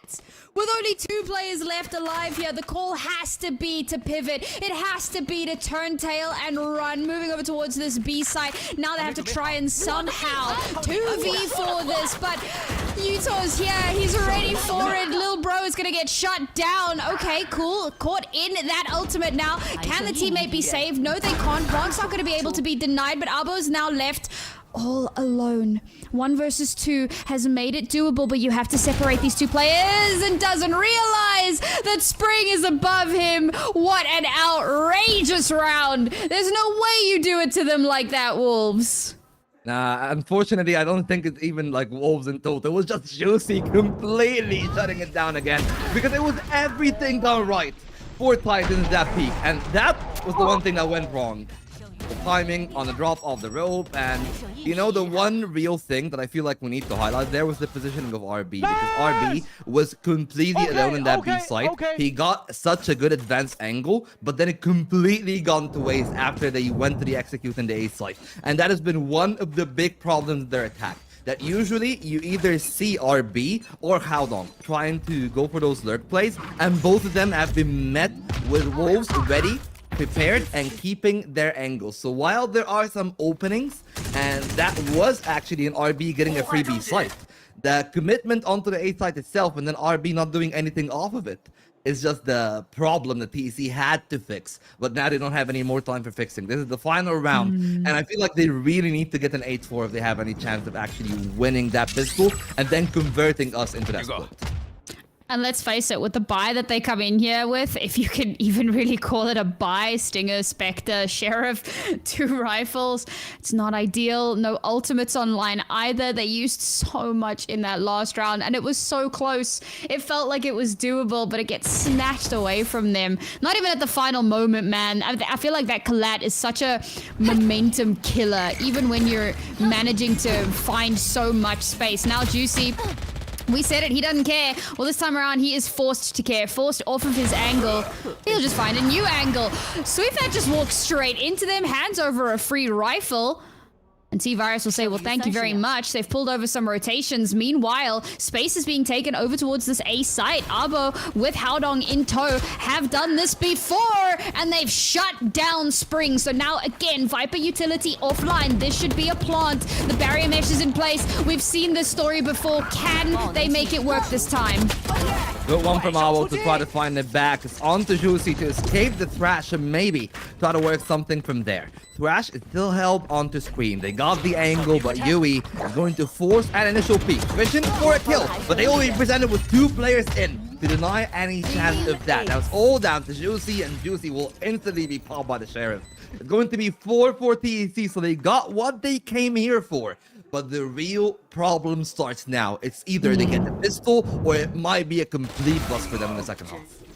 I must admit, a lot of that it feels like comes down to that kind of overextension, pushing straight Absolutely. through a smoke and then giving over a free gun. It's not the way that you wanted the round to kick off. I will say the good adaptation that we saw was having two players moving in towards that A site. So not just Abo this time, but having Haodong with him to push together to make sure that you've got two players to catch out anyone who's still holding on the site. It was a really good kind of push and pull bait play, and it worked out really nicely for them. They start pulling the attention over towards that B site because of all of the noise that they're making. But obviously, one player is going to get left on the A site just to, you know, keep eyes and make sure. It's a 2 versus 1 in that situation. So you can win out that fight. You can shut that down. And then at that stage, the site is clear. You can get the spike planted. Yeah. You have a numbers advantage. It all works out really, really nicely. Come on, production. What is happening here right now? What's I think that they're just choosing the player. Oh, there it is. Yeah. Who would you want to be your duo? Who would you want to be your duo? All right. That's tough, I feel like. I mean, Spring's been definitely having a better game today. So I suppose there's a bit of recency bias to that. I love her hat, by the way. That's very cute. Absolutely. And okay, there it is. Yeah, exactly what we do. That's exactly what me and Sam do. That's the trick. But hey, everybody likes Spring, and honestly, I get it. You know, like I'll be honest. As excellent as T-Virus is, T-Virus is not a teammate kind of player. You know, it's like set me up. You're the support, and nobody likes being the, oh sure, I will toss you a flash, I will toss you another flash, and everything is gonna go well. But now, there needs to be a fix from TEC. T-Virus needs to prove the audience wrong. They are on their second pistol. They're down 4 rounds, and if they don't win this, I'm scared that they might not have a chance to get back into this game. Yeah, I mean, the Haven was a 6-6 half, so there was a lot more space to work with here. Now for TEC, they really can't afford even a single slip up. This pistol round is going to be so important. It looks like for now there is posturing towards B. And that's going to put Haodong under a lot of pressure. Haodong's had a great series so far, just in his own right. So if there's anybody that you want to be having as a strong anchor, this is certainly the player for it. Calling in for the reinforcements early on. Not a bad call. All right, 2 versus 4 here. Who's going to come out on top? Well, they broke down the high-low, and they're trying to make something happen on the other end. Haodong is down to 40. The flash is good, but Juicy's even better there. On the close range, able to shut down the Viper.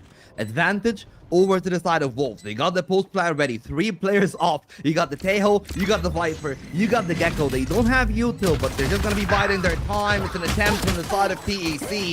It's going to be a 1-for-1 trade. The player on the upper side is down, but it's going to be Coco and T-Virus. She leaves just Yui and Lysor. The first is going to go down, and it's all down onto the Killjoy, who's too little too late to the party, and it's going to get defused. At least Lysor is going to find the 2 kills, but the round moved over to the team that probably needed it the most there. It's a good start for TEC, but they still got to keep their heads on them. Yeah, honestly, that started to look a little bit dicey at the start of the round there. Wasn't too sure how that was going to go. You know, you immediately start kind of losing players, hemorrhaging bodies, and it's like, oh, what's going to happen here? But it was a really solid recovery, which of course is the most important part. Even when things are going wrong, the real test of a fantastic team is how well can you recover from those problems. But look at Wolves. Oh man, this force, they are feeling so confident that they can turn this back around instantly to Stingers, to Guardians, plus the Sheriff as well. They want to make a bit of a statement here, and this is such an important round to do it because this will do some serious damage to Titan's economy. Very comparable firepower, but they'll need to capitalize on it for the side of Titans, however. They pulled the complete rotate here. They got 3 players. T-Virus is very deep in, but they gotta be careful. The Dizzy actually buys them some space. And there's a player up in the heaven. 3 players swinging, and they find 2 kills. Only able to find any answers. But there will be shut down on the other end. It's all down to the deadlock, and out of bullets goes the Stinger. That keeps it close. It's down to a 2-on-2 now. T-Virus is late on the side, but he's healthy. On the other end, Coco down to only 6 points of health. No further util for Lysor. No further util for Juicy. They'll need to shoot their way out of that one, and they're waiting for the first stab to come in. They're counting their second. T-Virus with that first, and it's a complete whip from Lysor. And well, they are going to tie it up here. 2 rounds, and that force is going to actually lead to a 7th, most likely, for the side of TEC. Ain't no way you just lost to a 6 HP Coco at long range.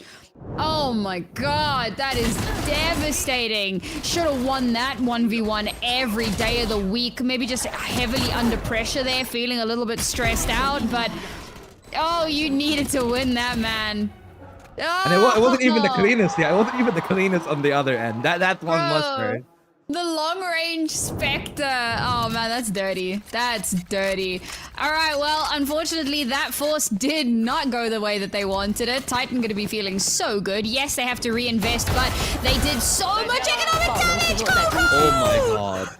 Spectre, Guardian, doesn't really matter, does it? He just continues to be a problem. Oh no, Wolves. The scariest part is that the scenario that we have seen on the Haven could happen again, but TEC are definitely piloting themselves towards a good comeback here. The hold is excellent, and the Romanian members of the side of Wolves are trying to take whatever little firepower and utility that they have towards that B site.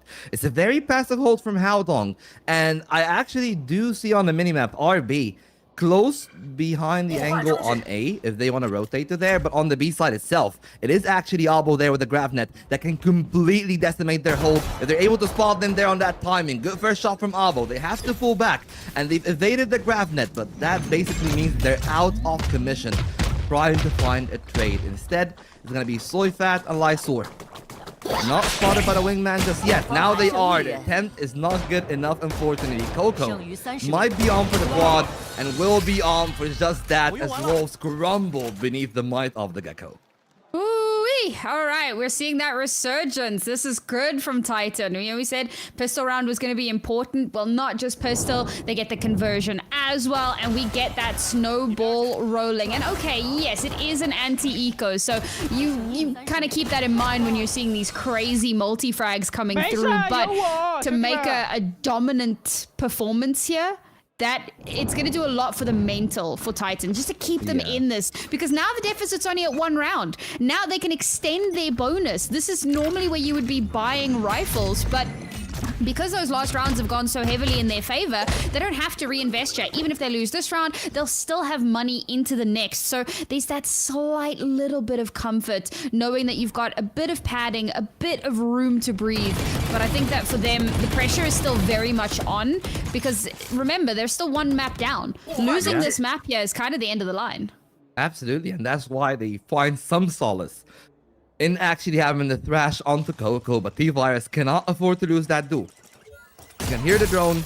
We'll have to back up. They break it, but instead, yeah, I was just a little bit worried that they're gonna go over aggressive. They do indeed go for the peak. Luckily enough for T-Virus, they don't get their heads chopped off. Now at the back of yellow, the angles are starting to dwindle. T-Virus ready in the peak with that second Leer, but that leaves no flashes left for that Reyna, where they are still stationed on the side itself. We don't see actually rotations pulled. Instead, it is Lysor that is trying to sneak through, and that's a lot of ground covered on the A site. Maybe they're gonna try to find something on the back of it, but instead they want to fish for that peak. Abo's gonna find Soyfat, but Lysor is still there on the angle, almost finding that kill. Excellent work from Coco, and that pretty much denies any entry from Yui Sao, and with that shot from T-Virus, I think that this round is completely over. They got only 15 seconds left, and their final hope is just to make a run for the hills on the B site, where T-Virus is locking over a long range angle, and there is no time left for the Gecko. All that they can do is probably just save those 2 guns and hope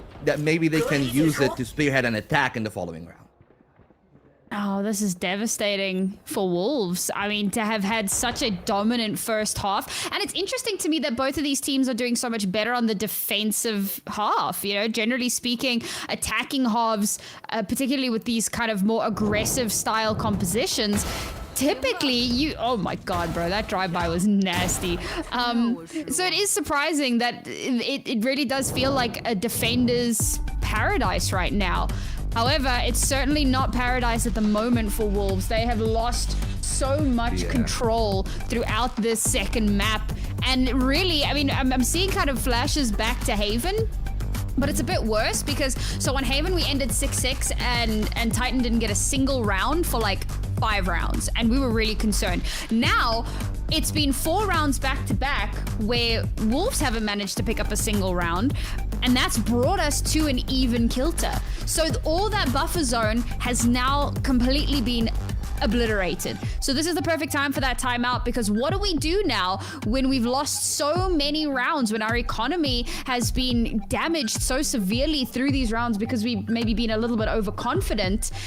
How do we, what is the change up? Well, work what they got. You got Lysor there that is actually able to poke and prod, and maybe that's something that they might be able to play on the back off. Of course, for this round, they're put in a very difficult situation. I don't know if buying up is even the right call, but they got the Blaze Storm, and they just want to invest as much as they can on the back of those 2 saved Vandals, and they're going to be able to do so. On the side of Wolves, it's only the Blaze Storm. The closest thing that they got is 1 orb of the Thrash, so maybe they want to get that early on the B side. That's why it's going to be very important for how long not to lose their lives. They're able to back up, but it's probably going to be the Thrash handed over to the side of Wolves, and they might be making a play on the back of it. The barrier mesh is now broken up in mid, so that is a possibility that they need to worry about, but the Thrash is already out there on the corner. Yui just going to clear yellow. They still of course got it for the second time. They're able to pick it up, but what we see is that there's an attempt to retake the control there by the side of TEC. A good opener from T-Virus. The Dizzy doesn't actually buy time until they find the opening too, and it's going to be a trace back and forth. Still, numbers in advantage with a triple kill from the Viper. Yui's going to be able to trade it back, but it's still a 1-on-2 advantage for the side of TEC, but they got no ultimates and not a lot of util to actually clear off that angle. Yui is held back from mid by RB, and Abo's holding onto that B site, and Yui still got a full kit of util though. Still got the Dizzy, still got the Wingman, the Mosh Pit to maybe open up the angle, but Abo now in the back site probably wouldn't be able to hold on for the Wingman, and it's going to be only Abo to attempt a denial, which does actually isolate the duel, and now Yui is in a very winnable situation. It's down to RB. They got the full kit. Salvo is on. They need to deliver something to that duel though, because Yui's been pretty stellar. They found out the angle. They're biding their time. The Mosh Pit can even buy further time if they want to use it now, and that might be it. That might be the whole round from here, because they need to find that duel fast, and RB are isolated in that space. The special delivery doesn't connect. They're working their way on the angle, but Yui's bought so much time that I don't think that they actually have anything back into that one. Is going for the final kill, but RB has weighted it down. They're going for the first half, but Yui just playing with their food at this point. This is absolutely beautiful from the get-go. Oh man, I mean, I start that by thinking, okay, this is such a good read from Titan. They take that aggressive angle, and Haodong just goes absolutely mental. How he manages to get 3 there, well, I mean, it's Haodong. We shouldn't be surprised at this point, but it comes down to a 1 versus 2, and Yuto, I mean, he's been a bit quiet, and in this clutch, I'll be honest, I wasn't a believer. I didn't think it was gonna happen, but he had so much of that util still remaining in his belt, and he does such a good job of stalling out. He just needed a moment to shine, a moment to show just how much he can actually get done. A much needed round here for Wolves, and finally, they will reclaim the lead in this series, but can they hold on to it? Titan now have a bit of an idea of what perhaps they should be expecting into these next few rounds. Do they tighten up the ship here, perhaps get a little bit more proactive? Well, they just need to find an answer to Juicy, because Juicy has been stellar this whole game. 25 kills on them, and as he said, like when Yui just steps up to the platter, finds a big round, and then you open up mid like that, it is completely devastating. Spring somehow found the pair, and that might be round over, because the rest of the team are actually split up, and that's exactly what happened in the previous round. T-Virus is still trying to clear out the player in mid, and Spring has all the time to hold on to for that duel. Even if they go down, they've bought more than enough time for the rest of the team to form a constellation, and they should be able to completely deny a post plant. There shouldn't be a way. Maybe the Thrash is the answer, but they're losing players fast. Yui again with another double opener. Speaking of Deco players, it's gonna be Yui to shut down Coco, and it's gonna be double digits for Wolf. Oh man, this adaptation is so good. They keep hitting this B site. They keep shutting down these sidelines. That mid control, that mid play from Spring, absolutely outrageous that he's able to get 2 there. It's such a good correction to flick over towards window. And at that point, when you've already lost 2 players, what we were talking about on Haven, about opening frags and how important they are. And now for Wolves to be isolating these duels so effectively, to be getting those opening frags so consistently, I don't know if Titan have a way back in. Money is going to be a problem going forward. They still have a buy into this round. They've got 2 decent ultimates online here. They're still a little bit, I mean, 2 away from the Viper's Pit is not great. You really want that to slow things down, but perhaps they can get some value out of this Armageddon. Yeah, but still, you know, I still think that the Annihilation is going to be such a big tool if they're able to play the post plans, but it's the B site again. It's been the focal point for Wolves' attack. They've completely abandoned A for the most part, and they're going to be able to survive somehow there. T-Virus playing on the left side, and that spray bought enough time for Juicy to back up, and they haven't relented. You know, they're double dipping back onto B, and I'm not the biggest fan of this, but they are working in a way, if it ain't broke, don't actually try to fix it. They're not reinventing the wheel. Instead, they're re-aggressing again. Juicy on the angle, got no dash, but they go for the defiant. Haldong is going to be able to find that duel. He's shut down by that trash, but there's still more teammates to hold that angle. The Armageddon comes into B main, and they're trying to hold on for their dear lives. Sword looking for something, but Haldong finds another. This time shut down. The sonic sensors are good to slow down Lysor, but it's a lot onto T-Virus to lock down that angle. Spike to be planted. Lysor to find a kill, and it's going to be a double swing from T-Virus. They needed somebody to come up big onto that one, and there's no further time for Yui. As stellar as they were in the previous clutch, this one is a done deal. Oh man, the fact that Haldong gets 2 there under so much pressure, this is a problem that I'm seeing. Like, we see this utility come out, but there's no real follow-up onto it. And that, I mean, that is a massive issue. You know, you've got the Thrash that comes out, that double kill was nasty, but Thrash comes out, Armageddon comes out. Like, there's so much space denial, and no one's swinging. No one's taking those fights. And if you give that opportunity over to Titan, of course they're going to take it. Somebody's going to get aggressive. Somebody's going to push out into your face because they don't want to let you take those rounds. So they will take full control back. And that is perfectly what we're seeing here. I mean, look at this. T-Virus, so up close and personal here. They have no idea. They're not expecting it. They don't need to expect it. They just shut him down. He swings too early. The hubris of TEC, every time they attend things like those. In the Haven, it worked out when it was Coco peeking on the Tejo. This time around, they're punished. The lockdown is in. They need that duel in mid. Luckily enough, at least they account for Spring, and they try to counter it with a Viper's Pit to hold on the angle. Nobody's caught in the lockdown. Instead, we see the rest of TEC trying to work their way into that angle. The little buddy is there. Thank you so much, homie, for actually putting the flag down, but instead, it's going to be denied, and a double kill from Soyfat and Lysor. They fished him out through the Viper's Pit. They bring it down. Good work from Coco on the damage, but they need to work out a 2-on-5, and that pretty much seems like an impossible deal to get from, especially with the spike already planted. Oh man, yeah, just back out, hold on to your weapons, because this is becoming a very scary bit of territory. Wolves now up to 11, and Titan, the resurgence was so good. They were coming back into this, they were getting so many good results.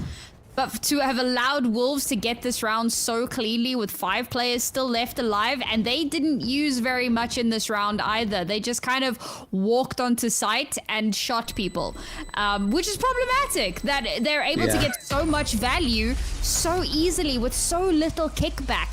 For Titan, there are rounds where they'll drop 2 ultimates and they still won't get the results that they want.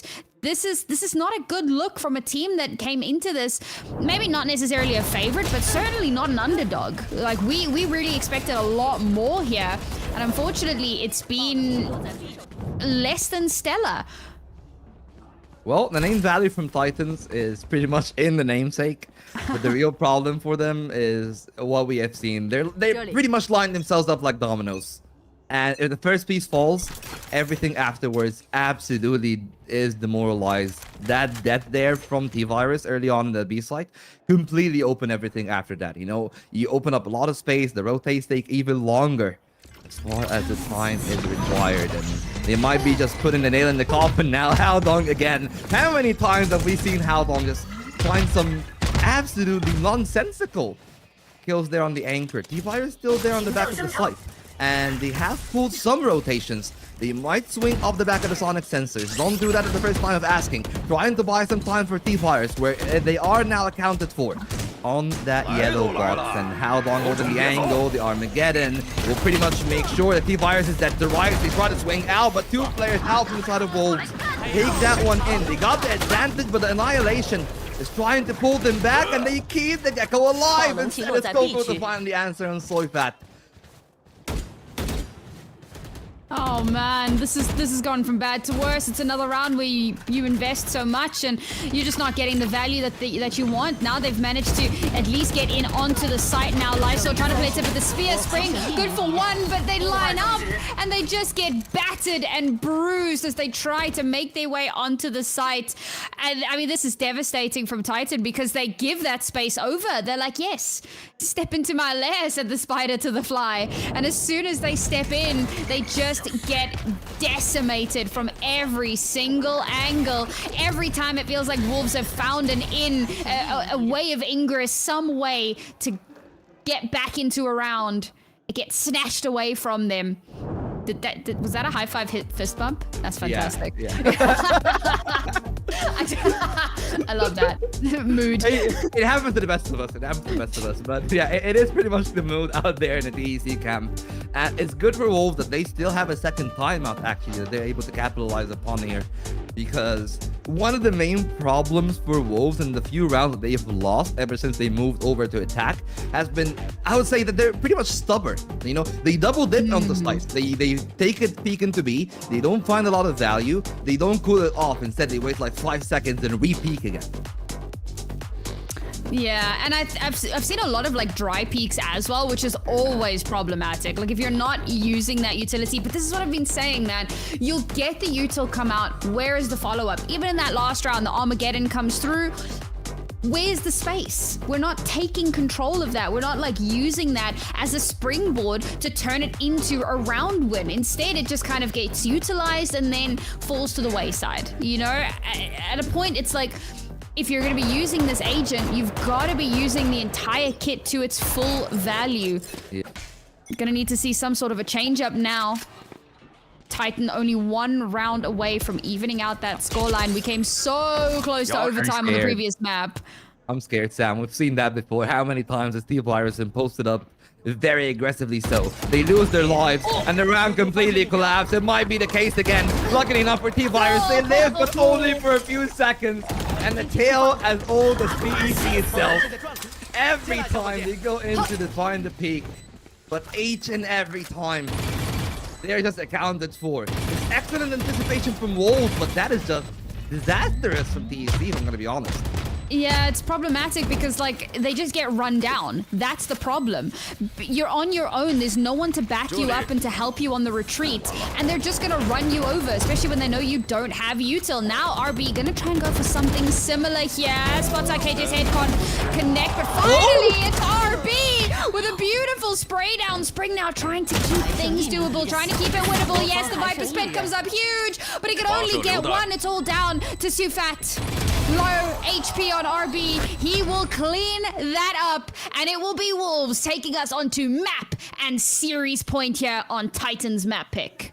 Yeah, Titan's gonna try as hard as they can. Honestly, it's been a stellar map from how long, but if the rest of your team are just unable to hold off the rest of the map, it's not gonna go well. It's a good attempt from the members of TEC, especially RB here, where I feel like they came up big, but at the end of the day, when you bleed that much, that is always going to be a problem for you. They're always fighting from a handicap. And sometimes that's just not going to work out. We've seen that this game is pretty much the same story as Haven. They're an active team, but they keep on doing those things. Why are you playing with my heart? Why are you doing this? No, I refuse. This team just don't want to back off. And the problem is that it's like you were saying, same on Haven. T-Virus constantly getting caught out early on. And unfortunately, losing your duelist can be such a detriment.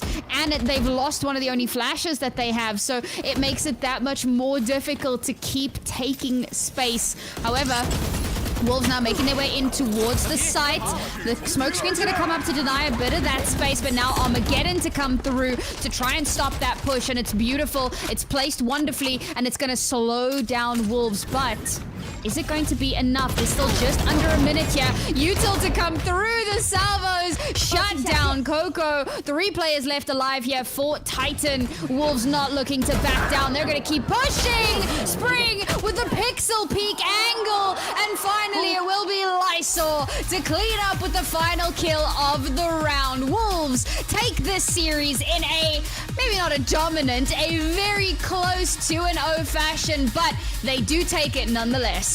Hey, it's about the win that counts. Whether it is 2 rounds, 1 round, 10 rounds, they got the game under control. But Wolves have got to be very careful because they're going to be running into what pretty much is an on-form Billy for Titans, of course. They still got their lower bracket run, but there is a lot to work upon in the next few days because I just really want to say this.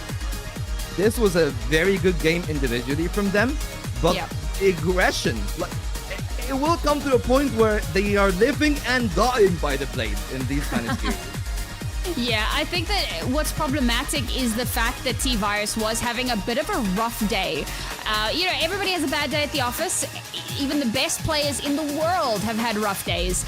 But unfortunately, as much as it's not within your control, the results, the consequences, they continue to exist. They continue to be a problem. So not being able to perform at the level that you want to be able to perform at, and not being able to win those duels in the way that you want to, getting caught out, isolated so consistently, it is going to put your team in a very difficult and sometimes unrecoverable situation. So that's something we need to kind of fix up from T-Virus, is to maybe, you know, when you're having one of these slower days, stop trying to take those duels, right? Make sure you've got a teammate with you. Play off of one another a little bit more. You've got to compensate when someone isn't firing on all cylinders. I mean, in the good words of the one agent, they refuse to pick on the Haven. If you're not a good shot today, there are other ways to be useful. But unfortunately for T-Virus, you know, and I mean, if you look at the highlights package, that pretty much is par for the course for what has been happening in that game. T-Virus really wanting to find those kills. Up against Nova, it worked out because they were having a good game. But especially on this Icebox, if it's not working, just play a different game. They unfortunately seems to be a single-dimensional player. And I'm not trying to say that as it is to anyone, but it's really much the identity of TEC. They just are the, we will duel you, and either we win or we lose. That's gonna happen, and that's why they won against some very good teams in Group Alpha, but also had some very questionable results against the lower teams at the group as well.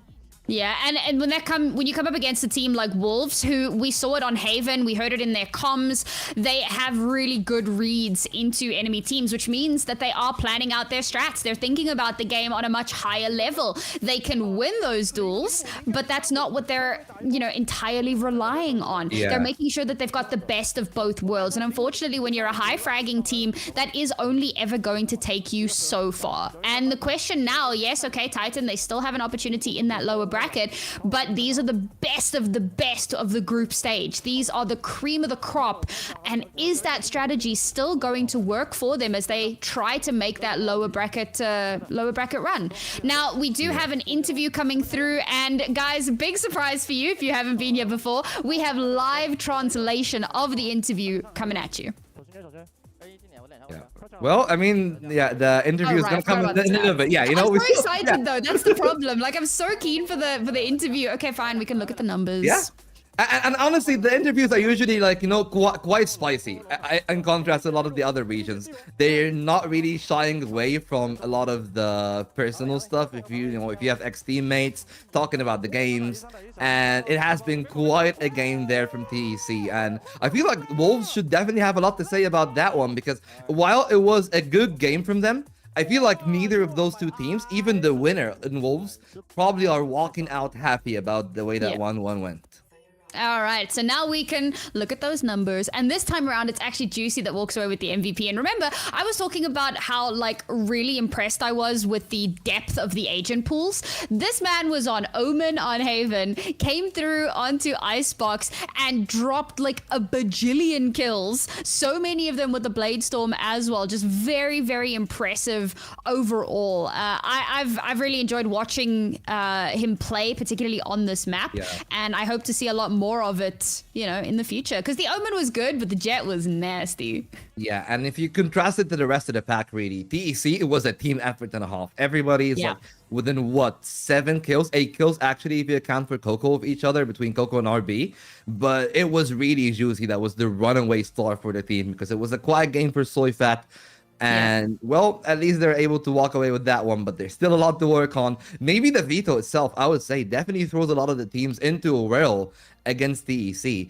So that's something that they might have to work on. But it's been an excellent series for Juicy. As I said, I like the adaptation. And one of the main things that I'm just having to touch on again is going to be the post plants. But this time, the amount of first bloods given away to actually TEC in that game, 15-8. Last time it was 13-11, or 12, actually 12-12 in first place. Yeah, so I mean, first bloods are really important because statistically speaking, if you get that first blood, you're more likely to win the round. And I must admit, it's quite impressive that they were able to win so many of those rounds, even after losing 2 first bloods to the enemy team. So really, really well done there. Really impressive, I felt like, from Wolves, and looking forward to see, you know, what they're going to be able to do moving on in this upper bracket. Like you said, coming up against an on-form Billy, and I'm sure everyone's really, really excited for that one, because that's a crowd favorite for sure. Yeah, absolutely. Well, speaking of the crowd, we actually might be taken off to the stage where we're going to have an interview. I'm not completely sure who's going to be with, but it should be with us shortly. And of course, as Sam have iterated, we have live translation for that. So really interested to see how they're going to actually react to that one. But from my own perspective, really, most of all, is that TEC, they're still very dangerous. They're going to be playing against Dragon Racers, which is one of the teams that I think that they actually have won against in their group alpha games. So that is something that they actually might be slightly advantageous if they don't bring the same things. But guys, the interview is live. I'll leave you with it. 首先，恭喜狼队获得了本场比赛的胜利。我们也是邀请到了CFBB 选手来接受我们采访，跟大家打声招呼吧。Hello， 大家好，我是狼队小肥 CFBB。Hello， 大家好，欢迎你，也恭喜你们赢下了在季后赛的第1战啊！那也这是你们第1次进入到季后赛嘛？和之前的常规赛相比的话，觉得在心态上会有什么样的不同呢？我觉得我们狼队面对起点赛的失利，就是包括对我们的失误，然后在常规赛一些错误啊，或者我们一些细节没做好，一开始我们心态是有点不稳的，但是我们就是一起扛嘛，面对我们自己的失误，然后跟大家讲，我们一把做的比一把更好。然后到了季后赛，其实我们心态也没有什么好输，因为我们不会想输，因为我们只要执行好我们的东西，赢与输我们也没有办法控制的。我们只做好我们自己。Yeah, and they said like even if we win or lose, as long as we do our things right, that's all we can control. And they're very happy today. 聊聊今天比赛内的内容，图一你们的自选图影视修索，主动求变，不去选 Juicy 的夜路，而是让小春回到了决斗位霓虹，辩证之后赢了下来。And on map 1 Haven, Spring went back to Duelist on Neon. 其实相比我们之前那个阵容，我们优势是太湖。然后，但是我换到 Sova， 然后霓虹，我们的优势其实可以打得很快、很强势，但是我们也会根据我们。And they said that with the comp change, they can play like much quicker. 阵容，然后因为我们有起码3套阵容嘛，我们也会根据对手去拿出我们不同的阵容。And they say they have at least like 3 comps prepared. 知道对方的优劣势，也知道我们的阵容的优劣势的时候，我们在场上就会再去决定啊，我们打哪一套。对，就是这样。你们的调整是。And then they said after like knowing the opponent comps and their own comps, the strengths and weaknesses, they can choose which comp to play. 也有改变，是选出了一手雷娜，而且呢，会感觉说他们在进攻方节奏会打得比较慢。那面对他们想要抓你们前沿。And they're saying that TEC's playing Reyna on Icebox was like their pace is kind of slow. 其实当我们看到这个阵容的时候，我们也在说，哎，那不用管了，我们就打好我们自己的东西，像平常训练赛一样就好了。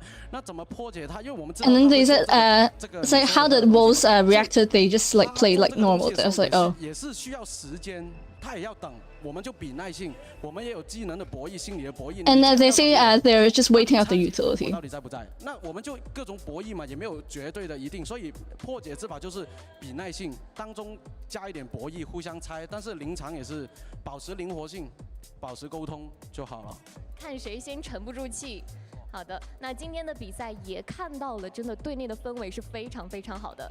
队内的留一手选手啊，真的是非常会抓起来跟大家站起来互动的 timing。那他是队内的气氛担当吗？其实啊。And they're asking if Lyser is like the motivator of the team, the one who's like cheering the team on. 因为我觉得他比以前放得更开了，在狼队，因为他可能看到我一个人。And he says that Lyser's become more open, like as a player. And he brings the mood up. 哎，你不要坐下哦，站着就不要坐。你们的互动真的很欢乐。对，很开心。就他也是一个气氛担当，就是为我们带来很多能量。留一手。感受到你作为一个大一， And he brings a lot of energy. 为团队做出的贡献了。那也感谢你接受我们的采访。好，再次恭喜你们。好，接下来呢还有一场精彩的比赛在等着大家，不要走开哦！精彩比赛马上回来。Well, guys, feels like we're back, Sam. And honestly, that kind of interview really, brings a lot of attention to a lot of the things that maybe you and I have discussed a bit. But it seems like they even agree, TEC. That was quite a peculiar kind of game from them, but really optimistic for the chance of Wolves, especially with how reliant they are. I wouldn't say reliant, but adding to their arsenal the entirety of the comps that they're talking about, 3 different comps in Haven, and their anti-stratting and their util game just seems a lot better than most of the teams in the league in total. That is terrifying to me. I don't think I've heard of other teams that play that way, that have multiple compositions that they have stratted and that they are ready to slot in at a moment's notice based on whichever team that they're playing against. I mean, that is incredibly impressive. But that is going to be it from us for game number 1. It was fantastic to be here and to be a part of VCT China for my very first broadcast, watch party with all of you. But we've got another match coming up very, very shortly. We're going to change out our casters. You'll have some new fresh faces and of course another wonderful game coming at you very, very shortly. So stick around and we'll see you after the break.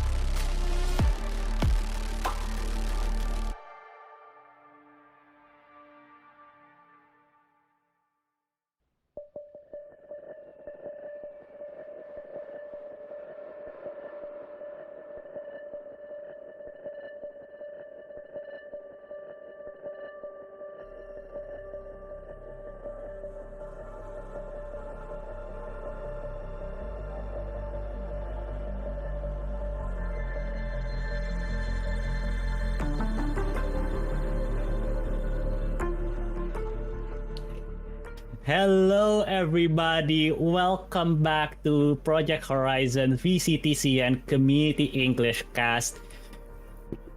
Well, we're two different casters, like Samantha said earlier. My name is Timasura. Joining me will be Gimson, and today we'll be casting the second match of the day, which will be CLI Gaming versus Nova Esports. And let me tell you, Gimson, I am excited. So am I. Especially because, as we just talked about, and I think they also said on stream, these two have never, well, CLI has never won against Nova in an official match, but has won twice in, non-official matches.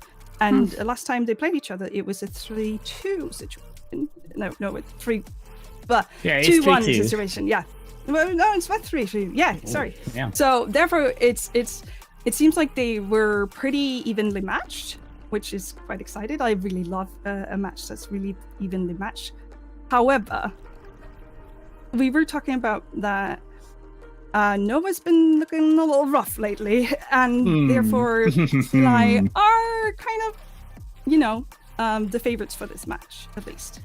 Yeah, so, talking about Nova, I mean, they had a good start for the season, right? They did lost against DRG, who is on the lower bracket, but they won convincingly against EDG and FPX. And then we thought, especially with them sweeping out Swirl, for example, right? Yeah. It's like, they might be the first seed. They might be beating out EDG. And and then you lose 13-3 to Tyler. And then you lost to TEC. And then it's just, where does that stumble want to be stopped, I was on that copium. I was like, Nova's going to take everything. They were going to be the top of the match. I'm going to be on the top of the train. And we have to log in. Ooh, as we have the walkouts here. First up, we have Nova. Let's keep the topic actually on Nova. Yeah.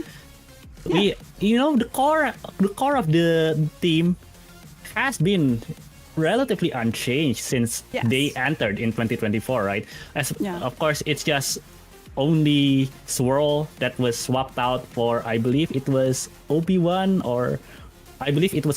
that switched out with Swirl on that duelist role. And so far, it's looking great, especially with some of the off-seasons event that they've done. But the true test is now, right? You're talking about playoff. You're talking about two or three matches away from Toronto. And it's all hands on deck, especially for them. It really is. And I think today they're also, I want to say, they're going up against some that have, like, their teams, their maps don't match up that well. It's quite a big problem for them. So I will say one thing: we do have both of the teams do permaban Haven for some reason. Don't know why. Yeah, like it's weird because and although Nova only banned Ascent once, it's also going to be a contention because CLI Gaming also permabans Ascent. So it'll be interesting to see how the map veto goes, as we now see 24K here, the coach for Nova Esports, and we'll see soon enough CLI Gaming entering the stage. And right now, CLI Gaming, the hot topic here of VCTCN. Yeah.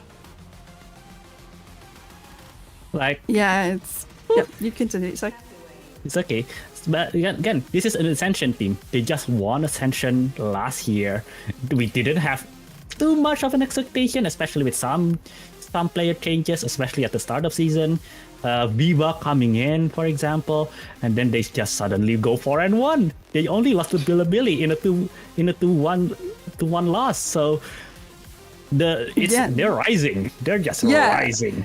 And I want to point out the fight against Bilibili was very close. It wasn't like a 13-1 rollover. Again, it was 2-1 and it was a 13-9, 9-13, 8-13 last situation. So it could have gone, they could actually have won it. It's wild to think like that we have this, and it's the same in Pacific, right? We have these Ascension teams that come up. We're like, we hope like they get a couple wins, they get some experience, and maybe they'll get enough points at the end of the day. but we don't expect much from them. And then Seali and Boom just go crazy, and we there just we go. yep, and then they just ran out and just take out everyone, and you're just sitting here going, what happened? What happened? And I cannot wait. Honestly, I cannot wait to see how they do today, because as I said, I was on the Nova train before, but now I'm on the Seali train. I'm like, I want to see them go all the way. I want to see them succeed, and I want to see them in Toronto, because I feel like that could be so awesome to see.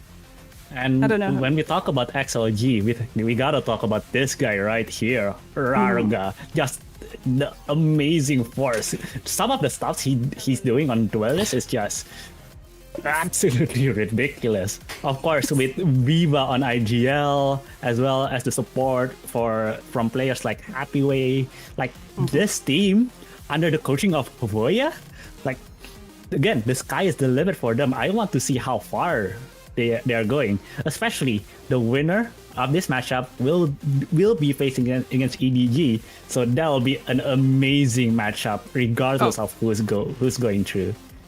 I agree. And we've already seen, EDG beat Seali, so it would be interesting to see if they could take the revenge, but we'll see. We are gonna be ready for a veto very soon, I think. So that's gonna be super cool to see. I assume that we're gonna see the Haven and Ascent ban, but what do you think they're gonna pick? Because I could see a Pearl coming, maybe a split. What do you think? Well, before I wanted to ask, I was expecting a Lotus and Ascent. Actually, Nova is going to pick Ascent, which is logical because Nova never were really like shying away from Ascent. But this is going to be testing Seali's knowledge of the map, because I believe this is going to be their first time playing it in the entirety of Stage 1. Their most recent agent composition was pre-Teho. So it'll be interesting to see if they have kept up with the meta, as we see Lotus, Ascent, and then we'll eventually, if needs to be, goes to Icebox. Meanwhile, XLG bans Split and Pearl. Nova actually bans Haven and Frag here, so it's a bit topsy-turvy in terms of their bans as well. Nova bans Haven normally, so that's on point. But yeah, I'm a little surprised by the Split and Pearl ban, I must say. I think they're maybe counter banning a bit. Also, we've seen from Nova, we've actually seen Ascent once, and they played Breach, KJ, Omen, Teho, and Yoru. And a single Yoru on Ascent can be quite difficult, to say the least. So I can't wait to see how they utilize it, because again, you can get into sites quite easily, but there's not a lot of, what do you want to say, like, there's not a lot of I lost my thread. You continue, sorry. Like, I think what I was going to also think is that for Yoru on Ascent, but like now on Lotus, it's just how much information can you get on that earlier stage of the rounds, right? But as we now see, XLG playing their typical comp here for Lotus is going to be Breach, Omen, Teho, Viper, as well as actually they are swapping out the Vice here for Viper, so it'll be interesting for the first time here that they are going to bring that. Meanwhile, Nova, similar comps as well. They do run the Deadlock. I think they're one of the few teams in China that runs Deadlock on Lotus. So it'll be interesting to see how, of course, the dichotomy of each team's playstyle is going. As we now going to be seeing Nova starting on attack, while Seali Gaming will be starting on defense. So sometimes, Lotus attack-sided map. You never really could defend there, can you? No, and that's what I was going to say. I would actually say that Nova's comp is quite defender-sided. So let's see how they work that comp that works in defense, because we have a Vice, we have a Deadlock, which means we kind of have these MVPs that have to get into site and actually have to, be into site and lock down site. So it's very much a post-plant situation. But how do you get into site? Is it the race? Like, we have a race. That's it. That's all we can do. That's going to be super interesting to see.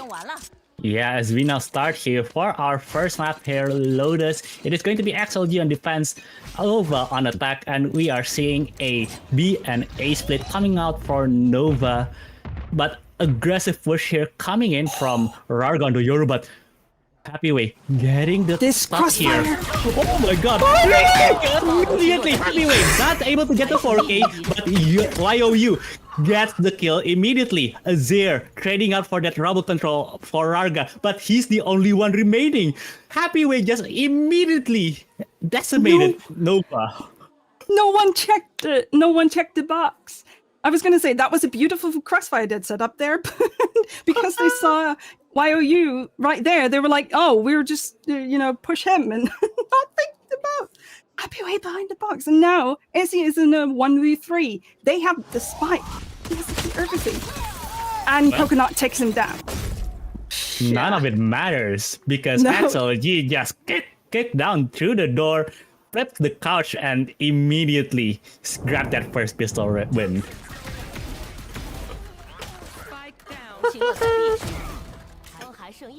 That's so insane. Still can't believe that he did that. And also, again, they forgot to check, but yeah. Wow. Well, that's a way to start. Also, of all the people you would like to have ultimate up running quickly, I think the Viper is actually the one that I prefer here. Yeah. As we see now the second round. Pistols, as you've seen earlier, 55%. Happyway, he's already has 3 kills onto the round. Now he has 2, and he just survived the pain shells. 41 HP remaining, but that's just gone. That's Guang and CB. That's your entry gone. But Nova able to immediately enter the site, but it's basically Sea Gaming saying, yeah, we're gonna hold retake here. Yeah, you not only is your entry. Oh, okay, AC gets Happyway. I was gonna say the king is down. There might be a chance now. Right. Okay, yeah, they're the king pushing is down. him. Yeah. But YOU is about to get. Oh, he's getting back up for Coconut now. Obi-Wan. And they get them both down. It's only Ursu back left. Can you get one? Nope. Viva takes him down. Holy moly! Once again, Happyway is the hero. I know that, he got taken down by the end, but what is this? Take a PC, please. What is this man on? I would like to know. I need it. It's just a sliver of angle as well. No, that's not okay. That was beautiful. I can't believe that, but right now, Sea Gaming is on the driving seat at this point, 2-0 right now, and looks like they won't be being greedy too much here on the economy. Nova will go on the rifles as it is going to be their bonus. No prodding out as of yet from Nova. They're being careful right now, especially with how they can see Happyway do, right? But XLG, a bit of a counter push towards B main. But again, no immediate presence or no immediate movements here coming out of XLG.